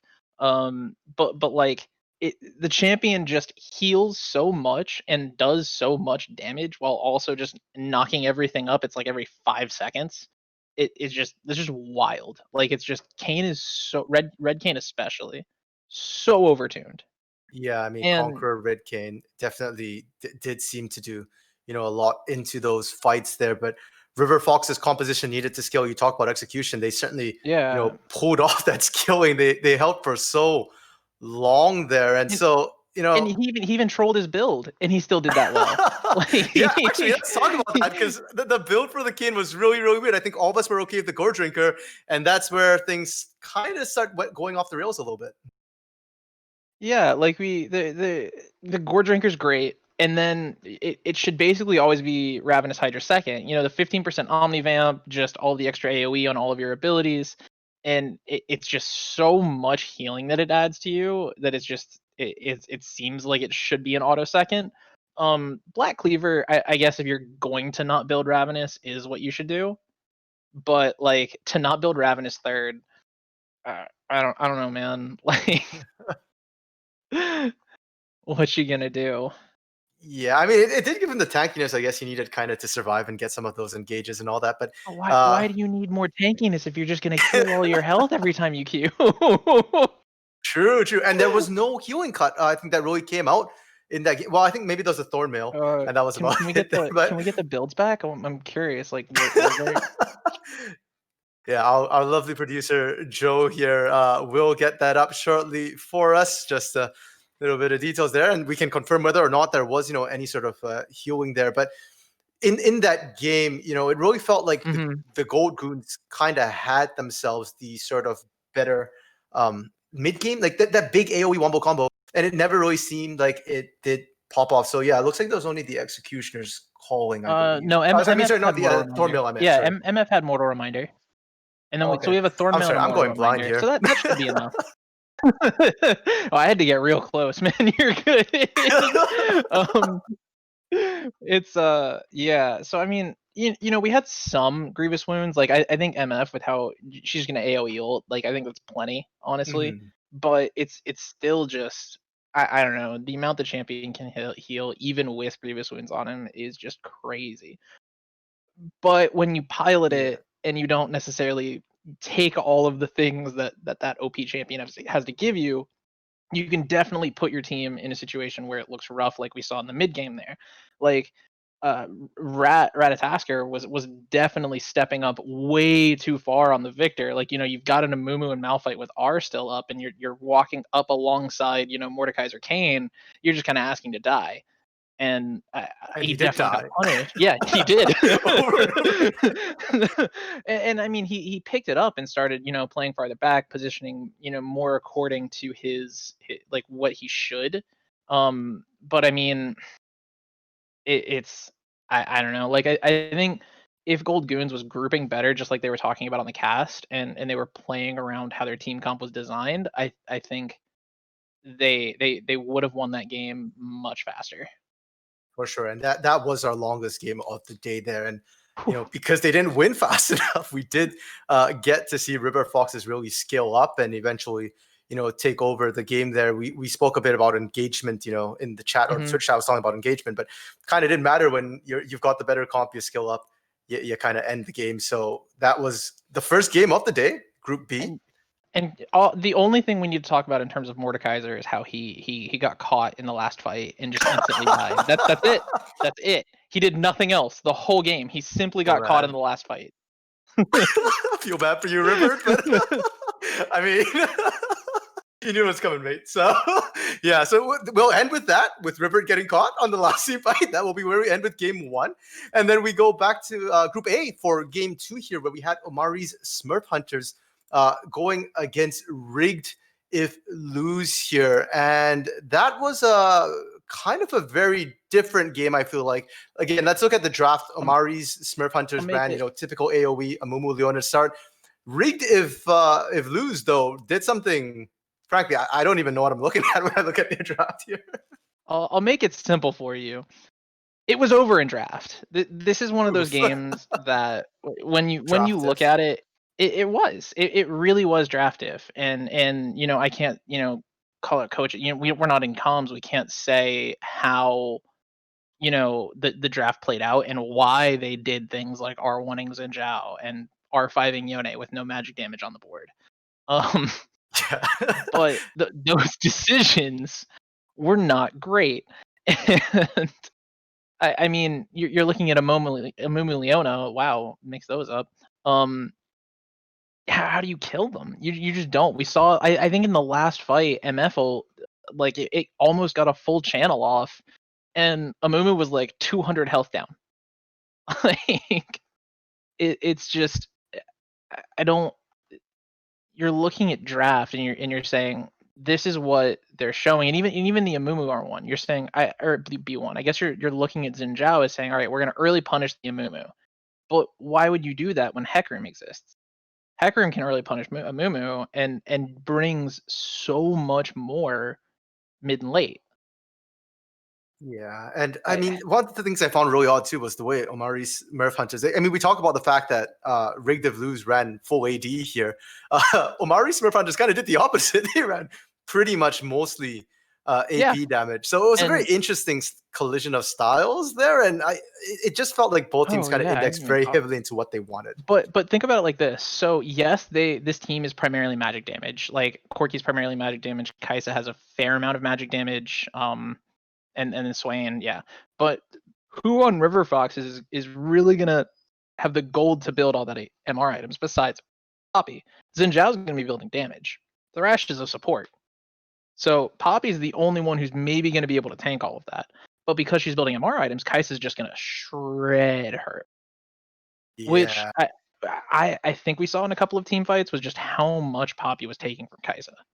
Yeah, so I mean like, Sam Price, like my man, but even like, he kind of won his lane, but it's still, or I wouldn't say win. Swain. I thought Swain hard smurfed that lane.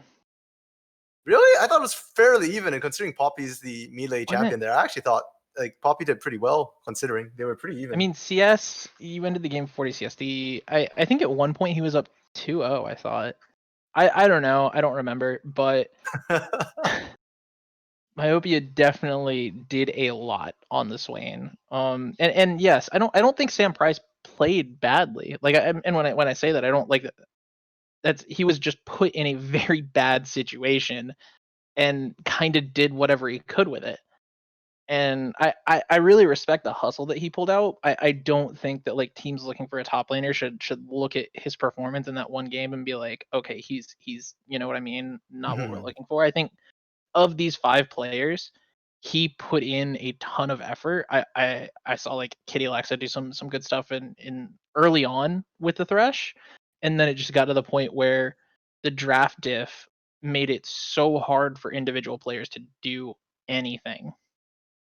For sure. And I mean, draft diff aside, though, once we got into the actual game and the actual running it, I actually was pleasantly surprised by Void Ruler and Raleigh, despite running the Sin Sao. Okay, I don't know if that was a choice for Raleigh to pick the Sin Sao, whether that was a coach decision coming through from Rig Div Lose, but Raleigh actually did manage to punish the Mumu early, got some kills as well. Yeah.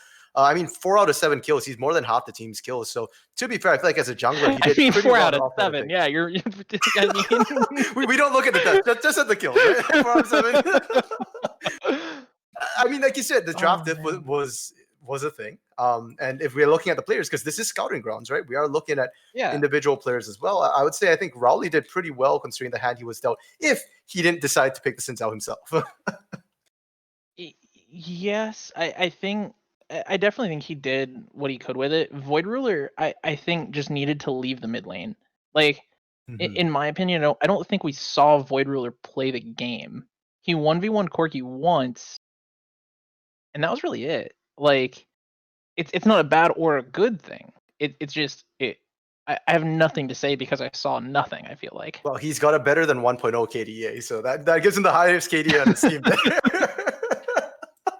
Yeah, but I mean, we sound pretty critical here, but to be fair, I mean, it was a really rough game, and we only got to see that one game from Group A there. And that said, Group A right now, we know who's making it through. It is going to be Slumdog 7 making it to tomorrow to the semifinals. They were 3-0 today. Omari Smurf Hunters 2-1 as well. They only dropped one game today as well, only Slumdog 7. So those two will be our semifinalists coming out from Group A. And now we go back to the third game of the day, which was again Group B, where we once again saw the Gold Goons, but this time facing the Fire Nation. And going into the game here, Gold Goons were 1-1. Fire Nation was 2-0. So it looked like Fire Nations was doing pretty well, but once we got into draft, things maybe changed a little bit here. Yeah, like I think this was probably the most even draft of the day. I do think that in my opinion, GG's draft in Game 3 was the best draft we saw on the day. And however, I do think Fire Nation answered it relatively well. I think both teams have like one sus pick in the ADC. I think I don't think we really like the Tristana, and I don't like the Draven into this. I think he really struggles, and we saw that play out. But as a whole, I mean, these were the strongest and most, I think, well thought out compositions of the day. Yeah, and it was an interesting sort of matchup to me draft wise as well, because in Game 1 we saw like a big, like you said, the Wombo Combo Exodia comp kind of running into a late game skilling comp. In Game 2, again, we had that sort of Wombo Combo Exodia comp. All bit blue side, by the way. I mean, B won Amumu 3 times in a row. Yeah. I mean, it's almost like Amumu's OP. And to be fair, Amumu did get hot nerfed as well during this patch. He's just still good. He's not use. OP anymore. He's still good. He's still very good. Don't get me wrong. But he's not like preseason patch. He's not patch 1. Yeah, there are other options now. He's not overwhelming. But if you look just by today, you can see the teams are highly prioritizing him. And in Game 2, Rig Div Lose ran some sort of composition. I don't even really know what to call that. It didn't run a composition. They played solo queue. Okay, so yeah, we had a Wombo Combo versus solo queue. And in Game 3 now, the most even draft of the day. We effectively had two sort of wombo combos here. I mean, the Exodia felt like got a bit split up. The Amumu on one side, Leona Malphite on the other there. So it was the same style running into each other. Front to back fights. Yeah, it's just two huge front to back. Let's duke it out. We have these huge front lines with back lines that output a lot of damage. And let's just see whose tanks die first. That's like, and that's what it kind of came down to. Whoever's tanks die first, well, now you have no way to keep going back in, and your carries will get run over because you're looking at either Trist resets, brand burn things, or Draven speeding up after you. Like there's ways that like after fights when tanks are dead, you kind of just have to say the team with tanks left, that's the team that can keep going. Kind of. And it felt, because they fought in choke points so much during that game, it really felt like Walter, Tuga, and Truz just never had a chance to really participate in the early to mid game fights. Like they were just laning against each other, where Truz and Ginger did a great job holding down Walter, Tuga, and Primus. But in team fights, just no real presence. Eventually, Truz got the range to join the fights. But before that, like you said, it just felt like a tank fest. And because of the tank fest, I kind of want to talk about Egg Rolls here, because he picked the Olaf. And in draft, I actually thought the Olaf was a really good pickup. But I liked it a lot. Yeah, it just felt like it didn't have presence in the game, though. And I think what that comes down to is kind of how he was taking fights. When we saw it, always felt like Olaf was at the start of the fight. When I would have liked to see Leona Malphite be kind of those initial two to either engage or be engaged on, like you're looking at that as your real primary engage. And it felt like Olaf was maybe trying a bit too hard. And that kind of put him in a bad situation when I think if he'd been a bit more patient, those windows of opportunity to open up and get onto the Victor, get onto the Morgana, you're never really going to get on Trist, but like those windows could have opened, I think, if he was just a bit more patient. Yeah, and it just felt really unfortunate there, because the pick was solid. I just felt like Egg Rolls as a player didn't necessarily get the complete thing out of it. And Feathers and Furs did really well for the team, but he's the tank, the Malphite, right? Like, great, you've got your 6-3 and 6, but what are you gonna do? Go in and just buy time?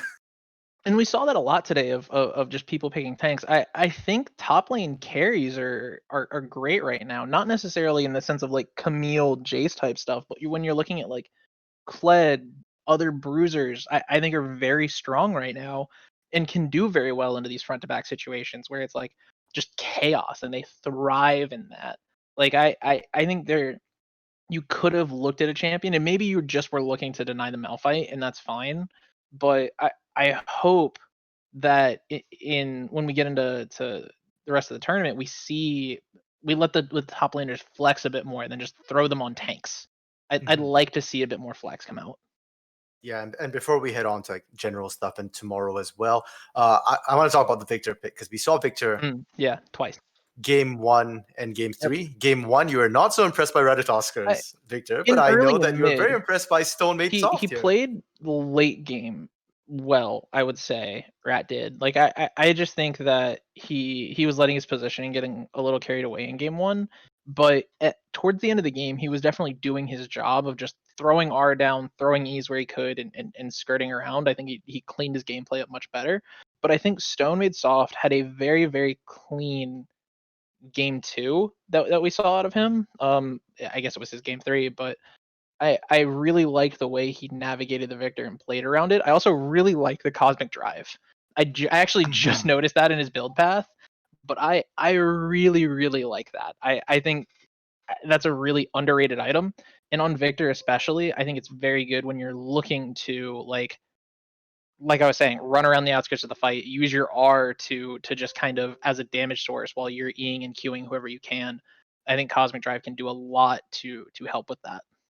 Yeah, the branching of AP items, I think, has been really great in the preseason. A lot of them are really strong. So glad to see that picked up, and glad that we didn't see too many Imperial mandates today so far. Because I keep hearing the item is OP here, and I haven't seen it too much in solo queues. Somewhat oddly, I did expect to see it more, and we haven't really seen much of it today. And speaking, of things today, some things that we just noticed throughout today.